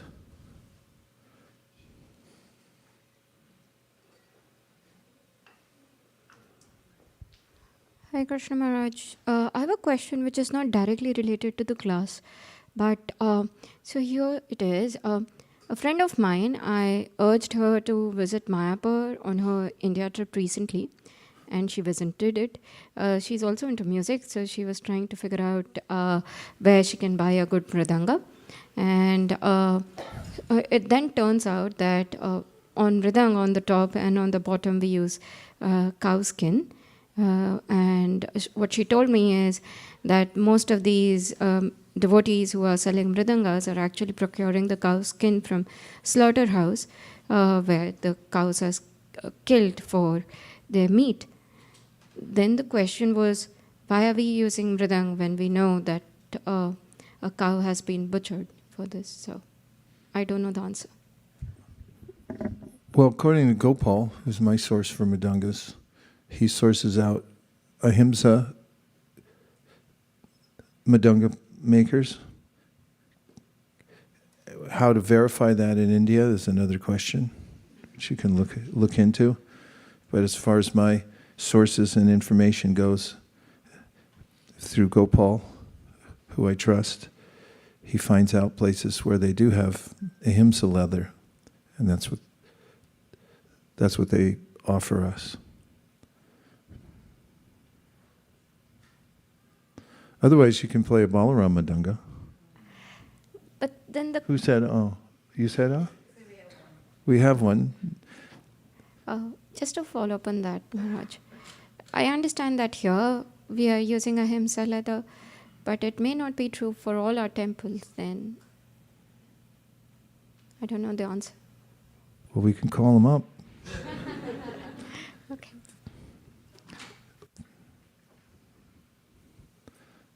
Yes.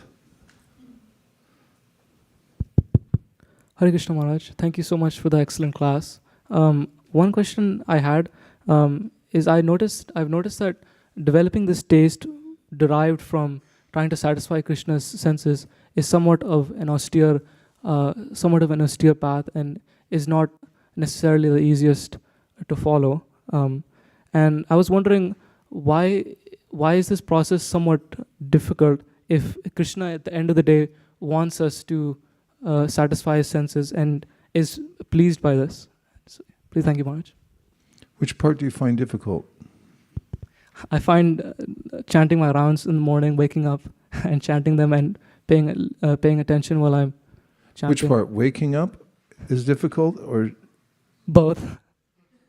Yeah, it takes practice. Mode of goodness, even in the Bhagavad Gita, Krishna says, if you practice, you'll start to notice that, as he says, mode of goodness, happiness. We're just talking material happiness. He says it's poison in the beginning and nectar in the end. And he said mode of passion is like nectar in the beginning and poison in the end. So this means be intelligent, study the science of how the world works.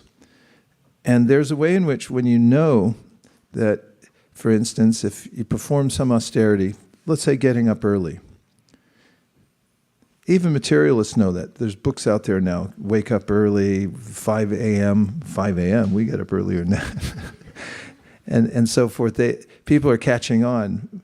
And in fact, it's been there forever. What is it? early to bed, early to rise makes a person healthy, wealthy, and wise. I mean, that knowledge is out there. It just takes practice. And you've experienced, if you study hard for an exam, a little austerity because your friends say, let's go to a movie, and you say, no, I'm dedicated to this, I want to do well.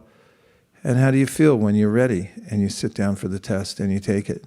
You perform the austerity, and then afterwards you're glowing, and they went to a movie, big deal. Everybody does that. But you did something more important. So this is a basic principle of human life that I find quite exhilarating, is that you can rise to a higher level by discipline. It's a Latin word. It comes from the root word which means a learner. You don't learn if you don't perform austerity. And human life is meant for austerity. Get a tattoo like that on your arm. And then embrace it and practice it. We don't do baseless austerity. We do austerity for Krishna. For instance, the reward of waking up early is that you can chant in peace in the morning, or you can go to Mangal Artik. It's called Mangal Artik for a reason. Mangal means auspicious.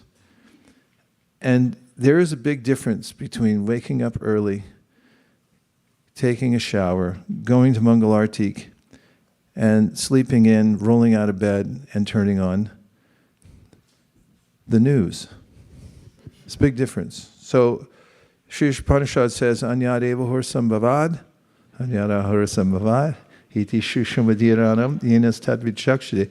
Take it from smart people, it says, who have figured this out. There's a big difference between waking up early, taking a shower, chanting your rounds, and going to Mangal Artik, and sleeping in, rolling out of bed, leaving your bed unmade, turning on some mundane sound vibration, and eating a Pop-Tart. Big difference between the two, the great sages have said. So if you figure that out, then you've got an edge. That's what we want as humans. We want an edge, right? Don't you want an edge? This is it. Tapo divyam putra karyenasa. Find out what those divine austerities are, and then really get good at them. Practice it.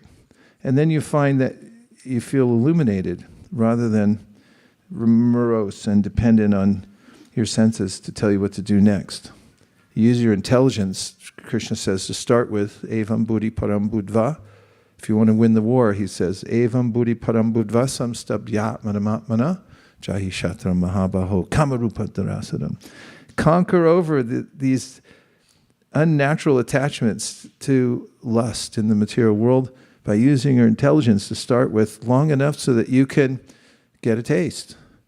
And if you have one Mangal Artik where you're standing in there and you feel like all the energy of the previous acharyas is being channeled into your heart, and you walk outside and the sun's coming up and you feel that, wow, this universe, that's Krishna looking at me, that's his eye. No comparison. And it only increases from there. The relationship we have with Krishna, he's a person. And he has the power to reciprocate with us in love. And if we get past just intelligence and we have a spontaneous desire to serve Krishna, wake up early, come in and prepare something for Krishna's pleasure, or in the evening, give him some sweet rice. If you got a little oil, for instance, Pranahari, when he was the head pujari in Denver, in the Brahmacharya ashram, he started a laboratory. What was in it? All natural oils he was collecting from all over the world. That was one of his main focuses in life, is how to get the best oils. And he'd mix them himself. And then he'd offer them to the Lord. So he'd take them to Radha Govinda. He's like a little swab. After he prepared it, puts it for the Lord to enjoy. And then you take a little prasad. See, you always get the prasad, right? And then you walk around, it's like, ah. Devotees walk on a plane, everyone looks around like, what's that? It doesn't smell like cologne, It's some sublime smell. Krishna's sublime. Everything about him, if you hear Bhagavatam, it's the most beautiful poetry. It takes you to a spiritual harmony that you can't get in the material world.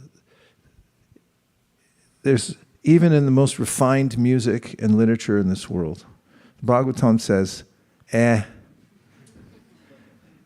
that stuff's like for crows compared to the Bhagavatam. That's what we really want. We want aesthetic. We want to be pleased on a very deep level. The soul has to be satisfied and feel, oh, this is so nice.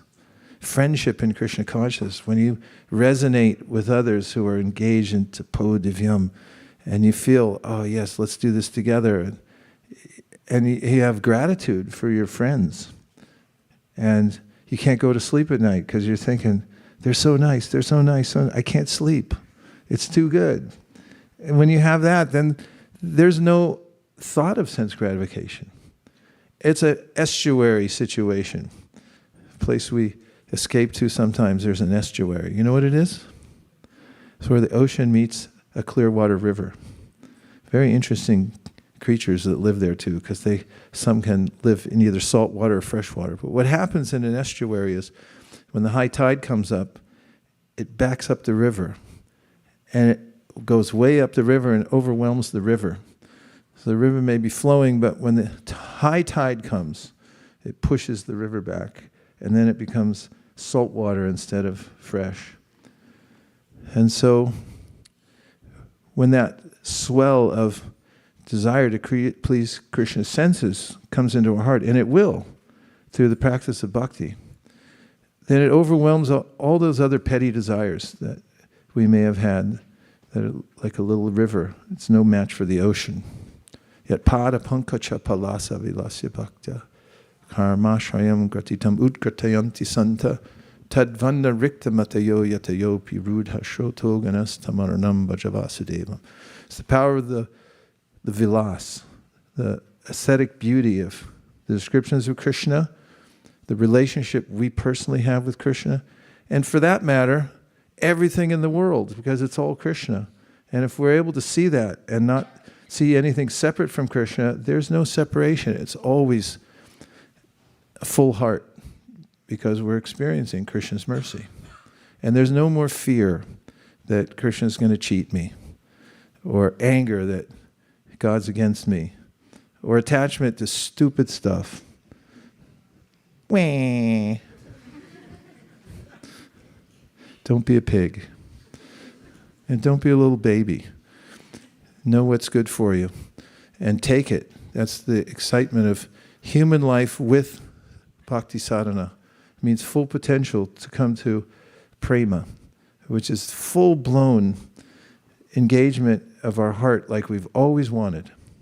Like we always tried for in this material world, and we've never gotten. We want that experience, unlimited experience. Like Prabhupada said, you're in the desert. You need water. You ate some of those mukkan earlier. You know mukkan, they're like little sponges. You eat enough of them. You're walking in the desert. You got to have a glass of water. Sometimes they'll give you water. And the guy comes over with an eyedropper and says, here you go. 1 drop. That's what you get. That's the material world, Prabhupada said. Yeah, okay. Can't say there's no pleasure here, right? But it's not enough. We want an ocean of clear water. And we want to quench that thirst really deep down inside. And deyam sada paribhavagnam abhishtadoham. It's the thing that we really want. We don't even know it because we're in a diabetic coma. We're just coming out of it. We think, I want this, I want that. We're attacking everybody, blaming everybody. But then Lord Chaitanya, if we meditate on him, he'll fulfill that inner desire. Don't worry, says Karabhajana Muni. That's the Sankirtan movement. Vaikuntha Nayaka from Mysore, the home of Mysore Pak. Hare Krishna. Hare Krishna. Good to see you live again. So we'll be seeing you soon too. Jai Hare We're Krishna. coming down Thank you there. very much. Hare Krishna. Thank you, Maharaj. Thank you. You made my day. Uh, by the way, Maharaj, that Ahimsa Mridanga that you mentioned that you make in Mysore, I saw your testimonial also on that website. I have put it in the chat if Mataji wants to see that. But Maharaj, I had a question on this, a very interesting point that you mentioned. What you see it, but you don't realize it, right? Um, I think if you could please elaborate on it, because there's so much graphic description about how sense gratification is a dead end, it's useless. The example of the pig, so much in the Shastra, my own experience, but still in this conflict between the Tapodivyam and sense gratification, I seem to be flip flopping between the two. So, yeah, I don't know whether it's through intelligence we can get convinced, Oh, or you like you could. said. Humans study all kinds of things, as long as they have enough grant money. And you could study the material world also. The Upanishads, the Bhagavad Gita, the Gita Upanishad, Bhagavatam, they all invite us to explore the material world for ourselves. Krishna says, Shruti pratyakshamitiyam anamanam tushtayam pramaneshvaram vastadad vikalpatsa virajate. He says, okay, you're a human, you're smart, you're a jiva, you can figure stuff out. Use pratyaksha, use your direct experience. Pratyaksha shruti, hear about it. Shruti pratyaksham itiyam. Itiyam means wisdom passed down from previous ages. That every generation has heard that, say, yeah, that works. You can see it works for people at all times and places. And Anuman, right? Logical conclusion. He used that all that to figure out vikalpatsa virajate. Anavastana, figure out the material world it's not stable. You want to deal with something that's not stable? You want to deal with a person who's not stable? Run. So vikalpa, therefore you should be a little detached. And so you can study that and see that it doesn't hold up under scrutiny. And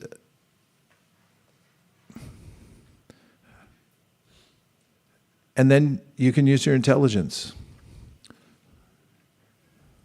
to understand that the material world's temporary. But it takes practice. And it also takes good association, because when you have good association, it becomes more natural. We develop the qualities of those that we associate with. And therefore, several times in the Upadeshamrita, Rupa Goswami says, be careful who you spend time with. Try to be with people who are more advanced than yourself. And there's a kind of magic in it that you become more advanced. Who else do we have there? Jai Kanai's there. It's a big day. Go ahead, Jai Kanai. Hare Krishna Maharaj, Danvat Pranam. Thank you for the very, very nectarian class. I particularly needed that. I have a question. Is there a hierarchy in devotional service activities? Like, people who are placed on the periphery, they are not too far from the temple and they are not too near to the temple as well.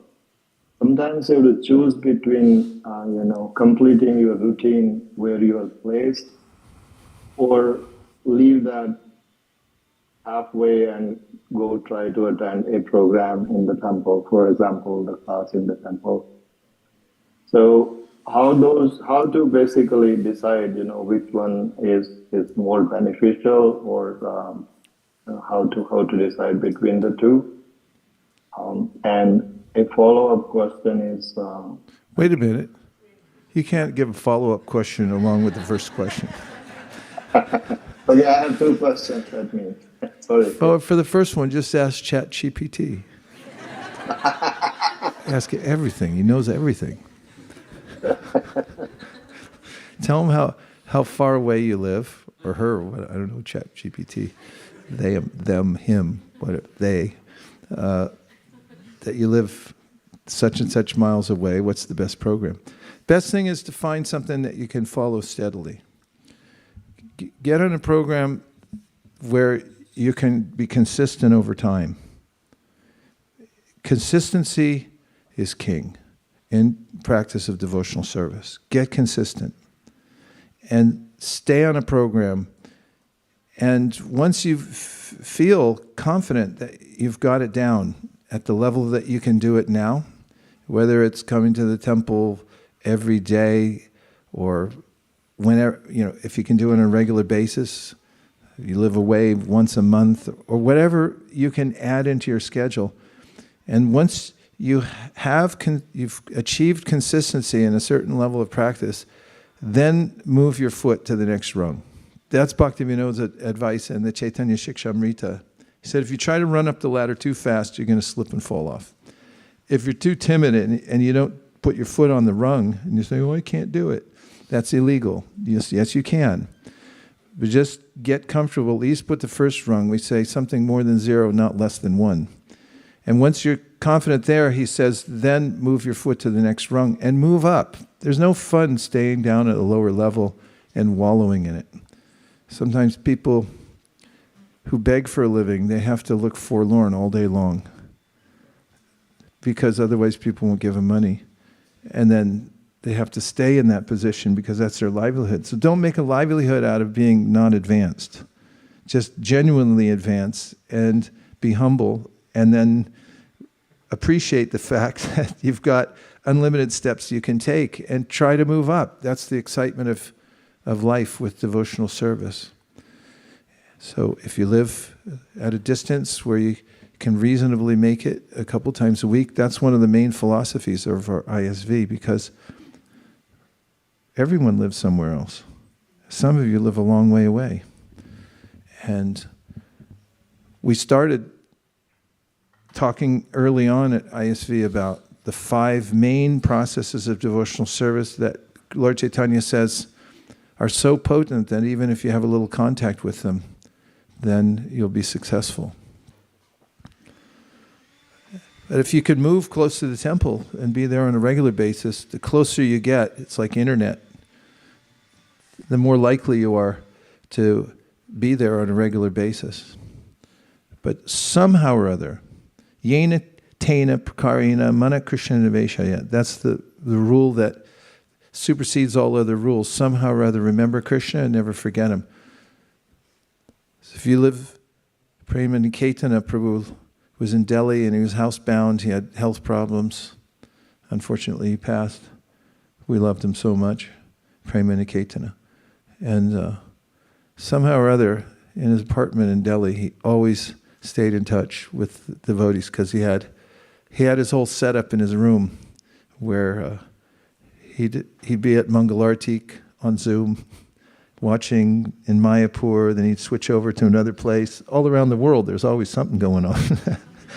And he was totally absorbed there. Chant 64 rounds a day, stayed in his room.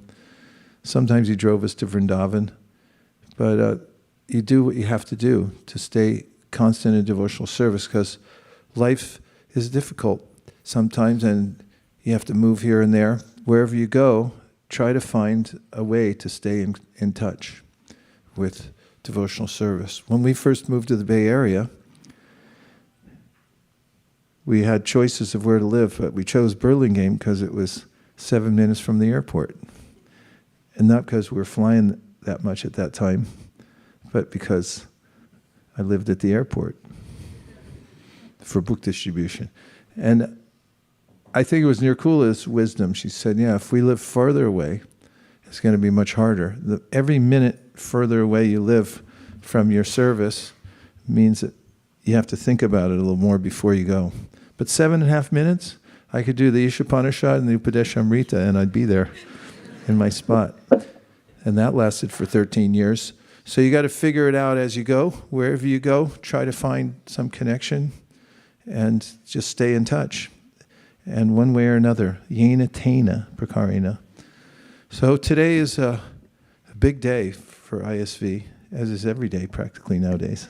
Have you noticed that? Something shifted. We're sort of overflooding the Bay Area. in many different places, many different programs, everyone growing up, taking on services, traveling all over the world, some coming back. Madhuri Saki, welcome back.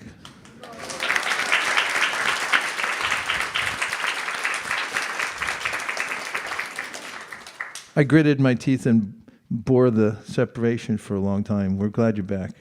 Everywhere we went, I thought, how come the cartels don't sound right? Yes, last thing, then we got to go in Sankirtan. Hare Krishna. Hare Krishna Maharaji. So when we decide to engage our senses in Krishna consciousness, and we are determined, it's easy for the senses, but it's very difficult for the mind.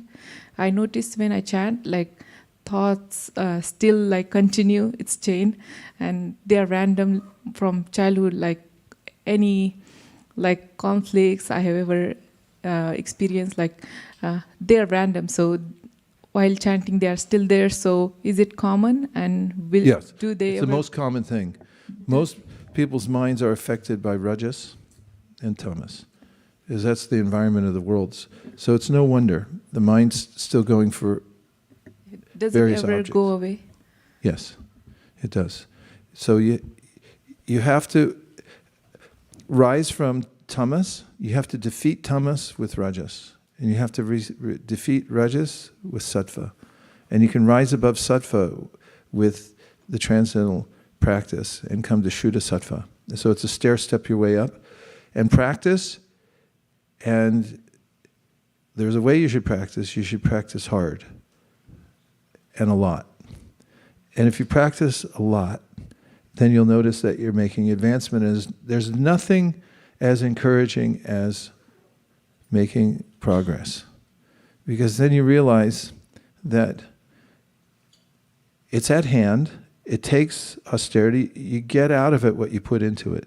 It's not some magic thing where, okay, Mom, I want to learn to play the violin. Okay, I'll get you lessons, and then you come home and you don't practice, you watch TV instead. And then you go back to your teacher, and then the teacher says, let's hear you play something. And then the teacher says, yeah, no, you didn't practice. Teacher knows. And Krishna knows our heart also. If we extend ourselves as much as possible, as much as we can eke out, even as we're being constrained by all the limitations we now have, He'll help us. And God helps those who help themselves. So if we think like that, and we try to make it an adventurous life, and say, one way or another, I'm going to get out of the muck. I rise above the mind, I'm going to come up to the next level. You implement every little thing you can do to get to the next level. And when Krishna helps you, and you realize that He's helping you, then you become inspired for more. You can even become greedy. And Prabhupada writes in the Chaitanya Charitamrita, when you get to the position where you realize that Krishna's there in your heart, smiling, and you have an altar for Him there in your heart, then you can have a festival and invite everybody.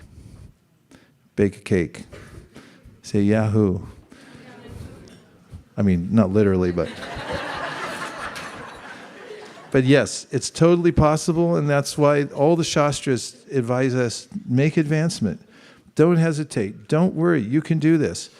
And just hang on to those who have it, and take advantage of everything you can now, and you'll be successful. There's no question about it. And even if you fail, Krishna will drag you somehow or other. And figure that one out, because then why make him drag you? Why not just get up for the program and do everything you possibly can do, whatever you have within your power now, whatever access you have now, and then you'll make advancement. Where are we going on Sankirtan today? Just 1 second, and then the program. Hare Krishna Prabhu. We have many spots today. One of the spots is actually the Youth Sankirtan. They're going to Plaza in Campbell, and a door-to-door right next to it. We have a lot of youth signed up today, so we have to divide. That's one spot. And we have 3 spots in South Bay. One is led by Kautukarna Prabhu, one by Vaishnavi Toshni Prabhu, other by Aradhika Anuradha Mataji and Nikunjanayak Prabhu. And there is one team going to Dublin. And there is a big team in Mountain House who are doing distribution along with the home program there. And we have one team in Fremont, and we have one team going to Evergreen, and maybe one team in San Francisco. We have about, after the sign-up sheet that we sent, we had about 55 sign-ups. Some of them are new, some of them are our stalwart devotees. So about total, I'm thinking maybe close to 100 devotees might go out today for Sankirtan. And the best news is that when we announced that we want to do this for Bhaktivinoda Thakur, that we wanted to have everybody go out, including pujaris and everyone.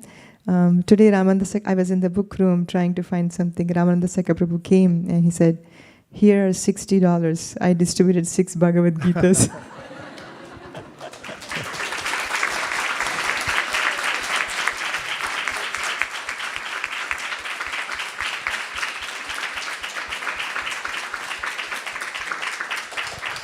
I was thinking if Ramananda Seka Prabhu can find time to go on book distribution, then I think we all can try as well. So today is a wonderful opportunity, very nice weather, and Hansapriya made very nice prasadam, but you only get if you go on book distribution and if you signed up already. Otherwise, first come, first serve, we'll hand out the boxes to have signed up. Should I tell a menu or no? Okay. Whatever it takes to go out, that's what Hansapriya says. Anyway, I want to keep the menu secret so you can take a look at it when you get the boxes. So we have team leaders for all the spots, and whoever has signed up, we will pair you with the team leaders. And some of them said that you need some training, so the team leaders will also give you some training. And they can show you how to, a quick training, because we cannot have a longer one, but quick training, but we have trainings ongoing as well. So please do go to one of those spots, and please, Bhaktivinoda Thakur. Where's my spot? Prabhu, you are going with the youth to that plaza, as well as the Campbell door-to-door. This is very close to our old Bascom temple. Okay. And I think it's a good spot. When can we leave? So we will, I think there is a kids presentation, and after that we'll quickly take prasad and plan to leave by 10:30 from the temple. And whoever is coming directly, then we will send out the spots and everything in the Weekend Warriors group, and then the leaders' phone numbers, so we can connect with them, and then they can reach out. I need a few things. I need I need some language cards. I couldn't find mine. Thank you. And we have all credit card acceptance on our team. Yes, Prabhu. Okay. Yes. Yeah, we have the books. The team leaders will load up the books and everything, so you can just show up and distribute books to your heart's content.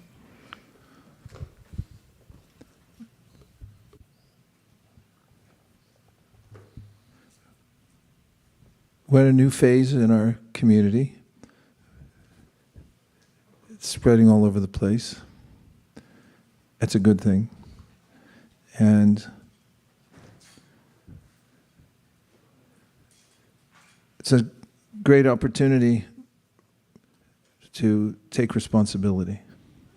For expansion, everyone has to take some responsibility to help some service expand. As I'm looking out, I realize I'm preaching to the choir, because everywhere I look, devotees are taking such responsibility. And keep in mind that it's not what we do that counts, it's how we do it. That's most important. Because birds fly in the sky as high as they're able. Sky's unlimited. No matter what result we're getting, main point is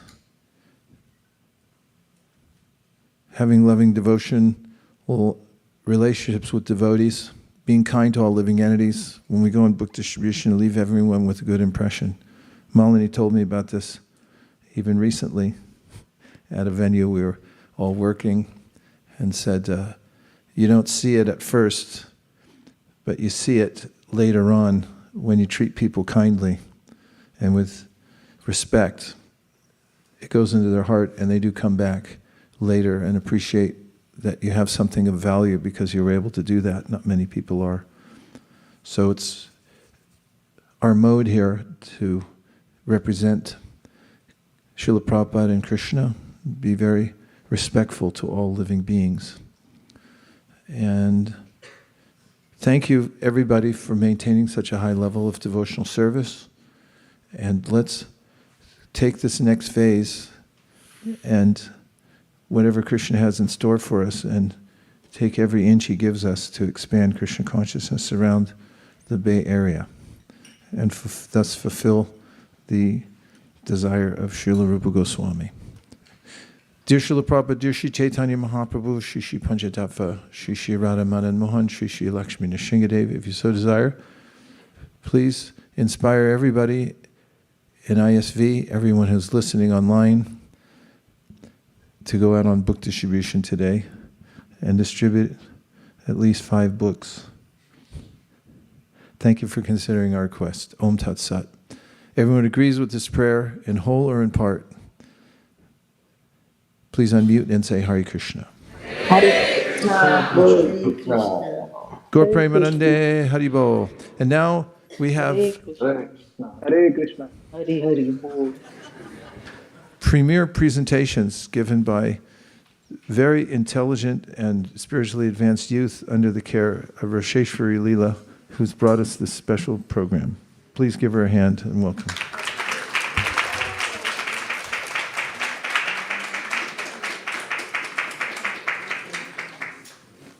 Hare Krishna, Hare Krishna.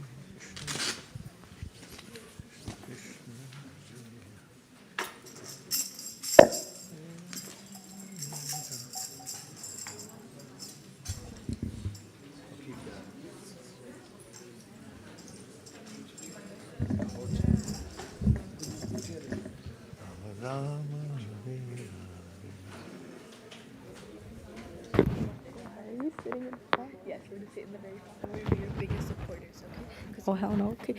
Please, no. You're gonna do good. Oh. My bad.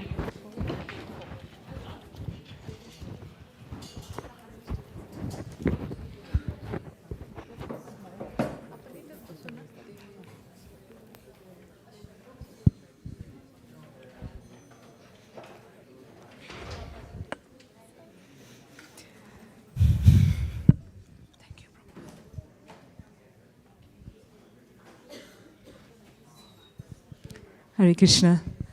Thank you, Maharaj, for a wonderful class, especially after the separation. We feel so much great gratitude, getting a lot of realizations on different levels. When you began the class with Dhruva Maharaj, I was thinking how wonderful this pastime is. We can keep talking about it and we keep learning so many new lessons and so practically applicable for our day-to-day lives. This is the beauty of Srimad Bhagavatam and all the scriptures that Srila Prabhupada has so kindly given us, that no matter what age, what gender, what situation, materially, what varna, what ashrama, these lessons are so applicable, so practically applicable. So thank you so much for bringing out all those points. So today we will continue. His Grace Gauranga Darshan Prabhu has written many books. And incidentally, he's also here in the Bay Area, so he will be giving programs in the next 4 days, especially for the youth. So I do encourage all youth to attend those as well after your Sankirtan today. Today, Aditi will be presenting on the topic, Is God Partial? So without further delay, I welcome Aditi.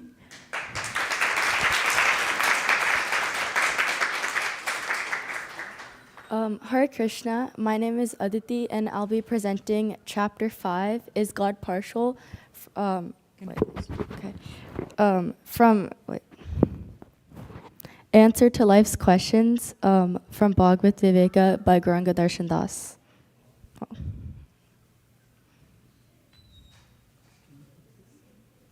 Next. Yeah, press that. This one. This is not. Oh, sorry. Okay. Go ahead. Wait. Doesn't go to the next one? No. Wait.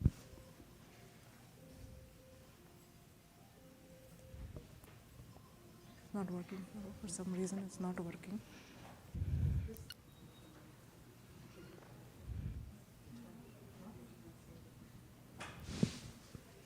So can I just scroll it for her? Yeah, okay.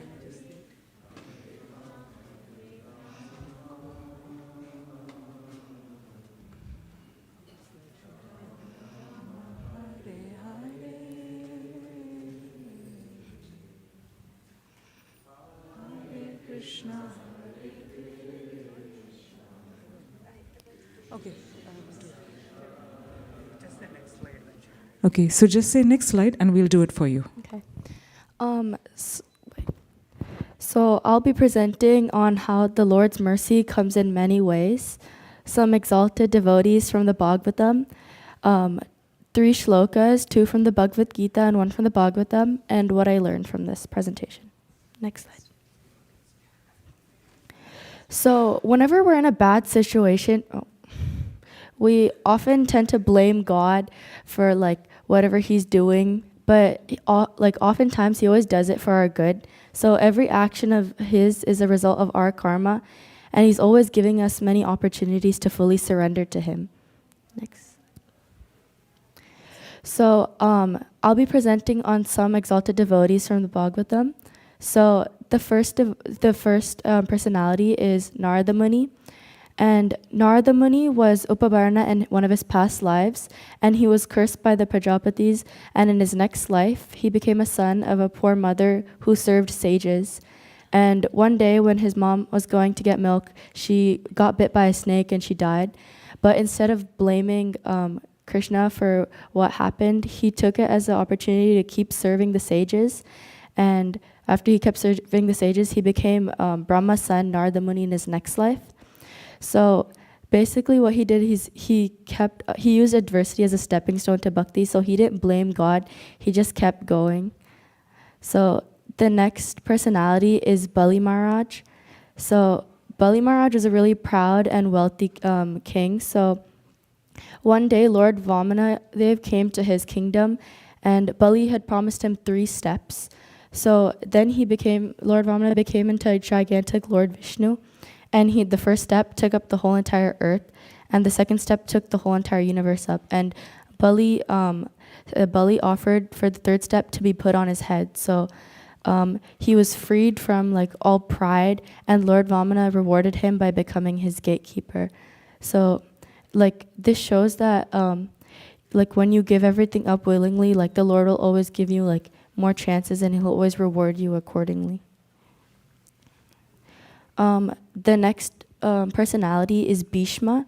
So although he didn't take the right side of the Mahabharata war, he did not give up his faith in God, and he praised Krishna. And before he departed, Krishna and the Pandavas were near him, and they gave him darshana before departing.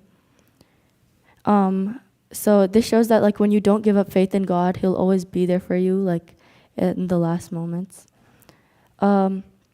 So the last personality that I'll be presenting on is Daksha Prajapati, who was the father of Sati, and Sati had married Shiva. And one day he was really offensive to Shiva, and Sati had jumped into a fire, and Shiva was really angered. So he took a strand of his hair out and he dropped it on the floor, and Virabhadra came and he chopped off Daksha Prajapati's head.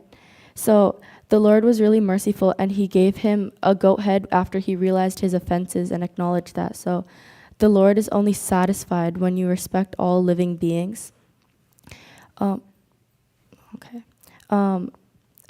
This shloka is from the Bhagavad Gita, 9th chapter, 29th verse. Samoham sarva bhuteshu name dveshosti na priya ye bhajanti tumam bhaktya maite shuchapyaham. Translation: I envy no one, nor am I partial to anyone. I am equal to all. But whoever renders service unto me in devotion is a friend, is in me, and I am also a friend to him. So in this, Krishna is telling Arjuna that he's not partial to anyone, but those who worship him are like very dear to him. Next slide. Bhagavad Gita, 4th chapter, 11th verse. Ye yata mam prapadyante tam stataiva bhajamyaham mama vartamanu vartante manushya partha sarvasaha. Translation: As all surrender unto me, I reward them accordingly. Everyone follows my path in all respects. So Krishna is saying that he reciprocates to everyone's intensity of love. So, next slide. Srimad Bhagavatam, 7th canto, 9th chapter, 27th verse. Naisa paravara matir bhavato nanusyaj jantor yatatma suhato jagatas tatapi samseveya sarataror ivate prasadaha sevanurupam udayo na paravaratvam. So, translation: Unlike an ordinary living entity, my Lord, you do not discriminate between friends, enemies, the favorable and the unfavorable, because for you there is no conception of higher and lower.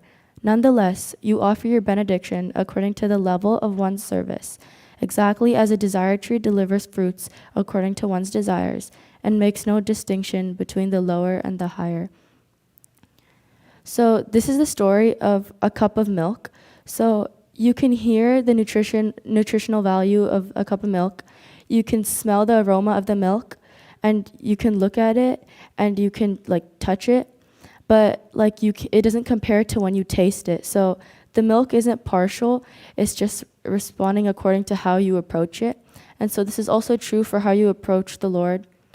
He reciprocates according to the way we approach him. So what I learned. Next. So the difference in treatment is not his partiality, but how he reciprocates to our how we approach him. So he's also favorable to his devotees, because as they approach him with devotion and sincerity, and they seek his shelter and depend on him. Different people relate with the Lord in different ways according to their qualities, so he reciprocates to them accordingly.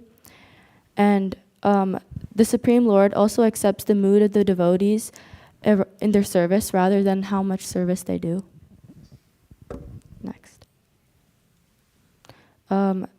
Sources: Srimad Bhagavatam, Bhagavad Gita as it is, Bhagavatam Tales, and Bhagavad Viveka. Thank you and Hare Krishna.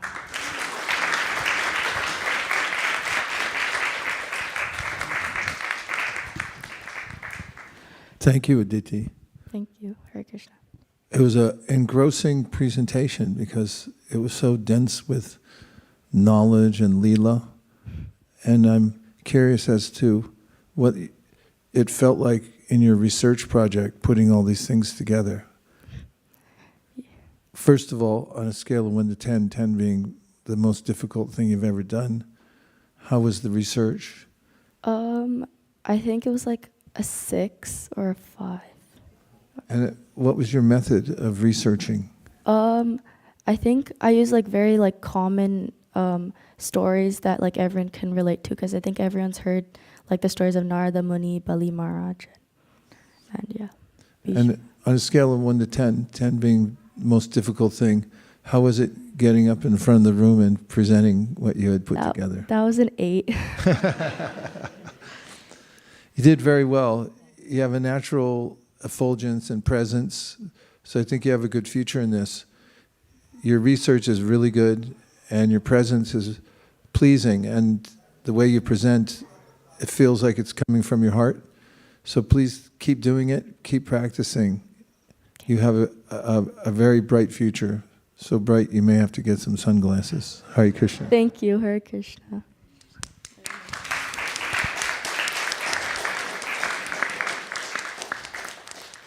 Thank you, Maharaj. Anyone else has any questions, comments, or reflections? Yes, Prabhu.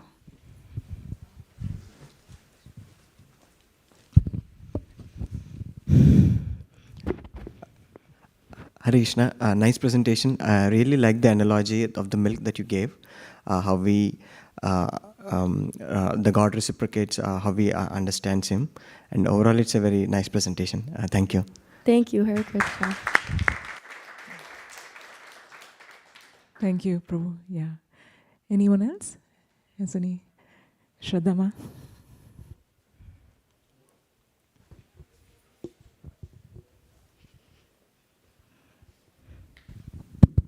Thank you so much, Aditi. It was a wonderful presentation. I really liked that you had so many leelas presented there. What I really liked is that how these are big leelas. They run into many chapters in Srimad Bhagavatam. And then you were so precise, and you just said the whole leela very concisely, but still retaining the important points there. So that's actually an art, and so congratulations for that. Thank you so much, Mataji. Hare Krishna. Thank you.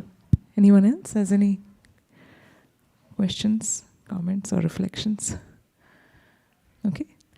Thank you so much. Thank you, Aditi, for putting all the effort. And especially, it's a summer break now for the children. So it's two ways. It's an advantage because you get more time. But it's also an austerity because you're using your time that you have for a break to do some devotional service. In that sense, tying back to your point, Vaisesika Maharaj, about how our human life is meant for austerity, and that's what we can offer to Krishna. So thank you for the austerity you took. I know you were on a break, you were traveling, and still you prepared. And I also thank your parents, Neera Prashant Prabhu and Sirisha Mataji, and the support of your sister. I'm sure Sindhu is also there, somewhere supporting in the family. So thank you for bringing us this wonderful topic. It's a very important and deep topic, and you brought it so nicely and simply.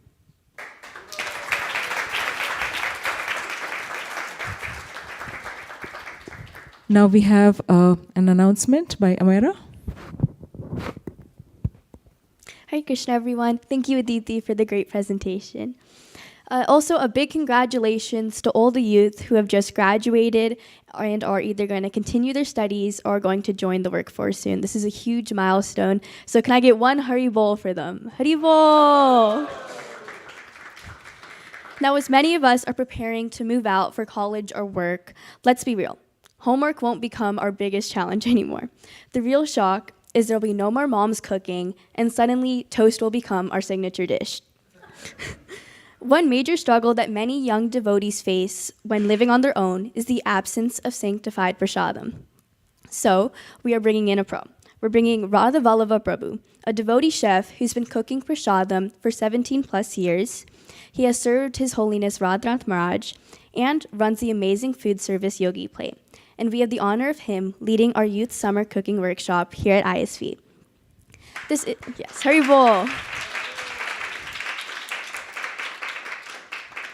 This isn't just about learning recipes, it's about empowering ourselves with the skills to serve Krishna, wherever life takes us. So here at our ISV summer cooking workshop, you'll learn how to prep, cook, offer when you're away from your devotees prasadam. From deities prasadam. You'll also learn how to serve senior devotees with the proper etiquettes and how to clean. Our guest of honors will be Vaisesika Maharaj, Nirgula Mataji, and the other Srila Prabhupada disciples, and we will learn how to properly serve them with the etiquettes. So please save the date, July 26th, here at ISV. This program is open to all youth, ages 14 to 21, and please reach out to me for more information if you would like to register. Thank you so much, Hari Bol.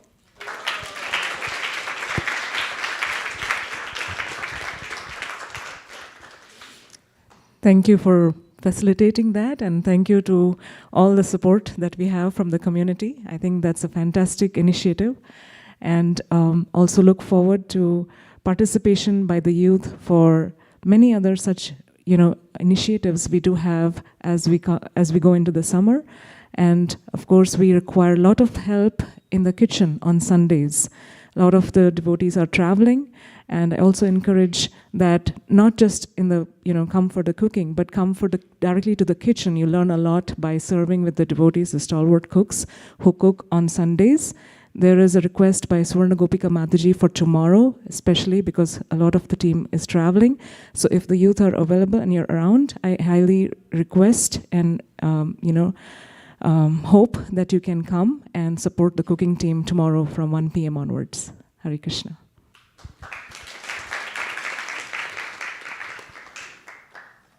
Prabhu, would you like to say something?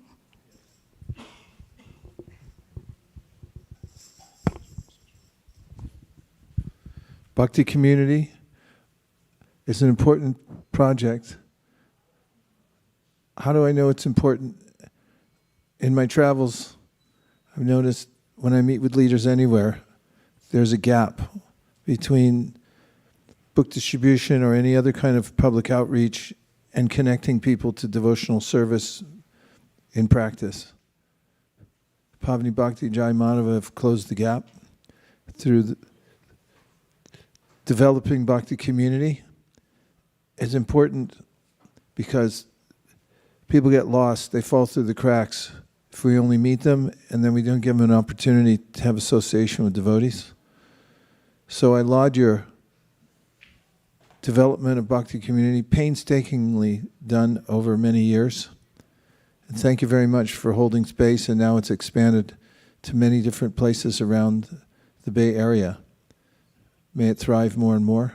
And we're going to be exporting it more and more too, because more people are asking for it. It'll also help us find where the gaps are in our own program as we're presenting it to other communities around the world. Thank you, Pavani Bhakti. Tell us also what the program is. Hare Krishna. Thank you, Gurudev. I want to first of all thank Lee, who's online today since the morning, and he's attending Bhakti community. He's attending the ISV program for the first time. So thank you, Lee, for your attendance today. Haribol. Thank you.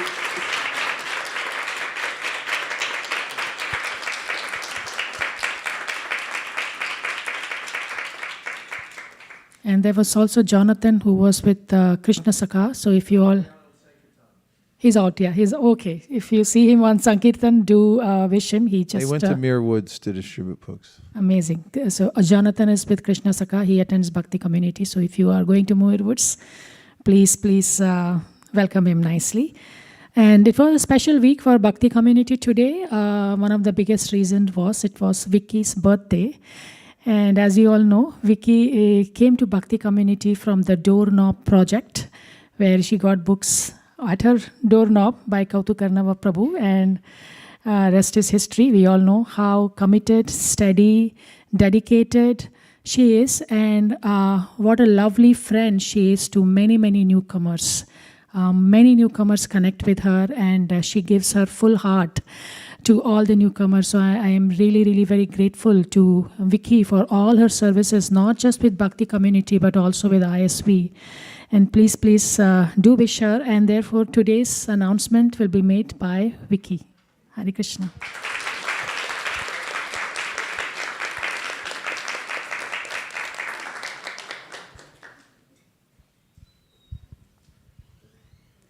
Hare Krishna. Thank you. Please continue to bless me and pray for me that I may follow my Guru Maharaj's instructions, who I'm aspiring from. I'll keep it brief. In school, we used to have a concept called a Socratic seminar. It was emblematic of the Roman Forum. And I was just thinking how we come here to come out of our stupor, to come into true dignity. So today, when you're distributing books, when you hand the student his or her books, you can enroll them in the scholarship of Bhakti community. And when you're in school, you naturally make friends. So I also wanted to say that Bhakti community is all about relationships. And Flaka, who joined us online last week, she was sharing with me her friendship with Sony. They drive together to in-person programs as well as commuting online. And I was wondering if you would be willing to share a few words about your friendship with Sony. Thank you, Vicky. Sony has been such a wonderful friend to me. I live up near Benicia, and she lives near Berkeley. So I'll drive to her, and we meet halfway, and then she'll drive me out here, which has been wonderful for me because we'll have lively Krishna consciousness discussions on our drive down here, and it's meant that I've been able to attend more regularly because the drive is about 2 hours in total. And I've been able to keep up this association, and it's meant the world to me. And Soni has a wonderful heart. She's a wonderful person, as is Vicky, who's also made the journey out to Berkeley Temple, which is a little bit closer to me when I can't make it to this temple. And I want to say a big thank you to Pavani Mataji and JM Prabhu for giving me the opportunity to even attend and learn and be part of this community. I wouldn't have been able to do it without you guys. It means the world to me, and it's completely changed my life. Thank you so much.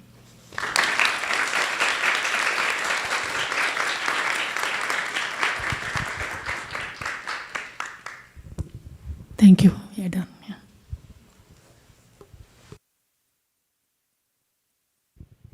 Any other announcements? If so, you can wait till tomorrow. Just kidding. Sharit advijaja jodendriya tahika jibe pede bishaya shagade tarmadye jivayati loba moisu durmati Take jeta katita samshare Krishna bado doyamoy Kori bare shivajay Saprasanana dilo bahai Shayanamrita pao Radha Krishna Guna Gao Preme Dako Shri Chaitanya Nitai Preme Dako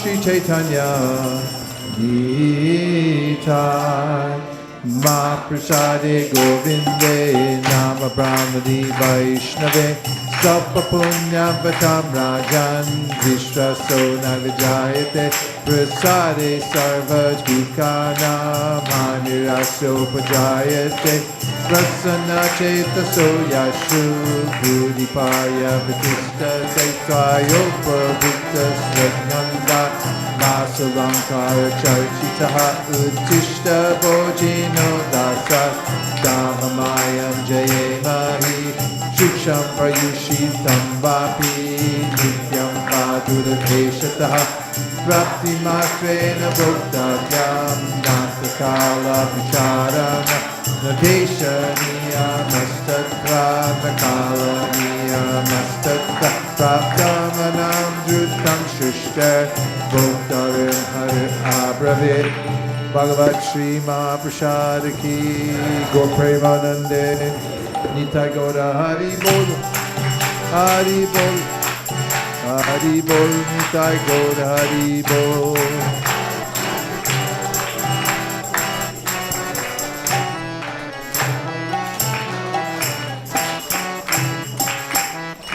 Please come take prasadam. Hare Krishna. Manchakopavuscha kripa sindhave vacha patitanam bhavanibhyo vaishnavi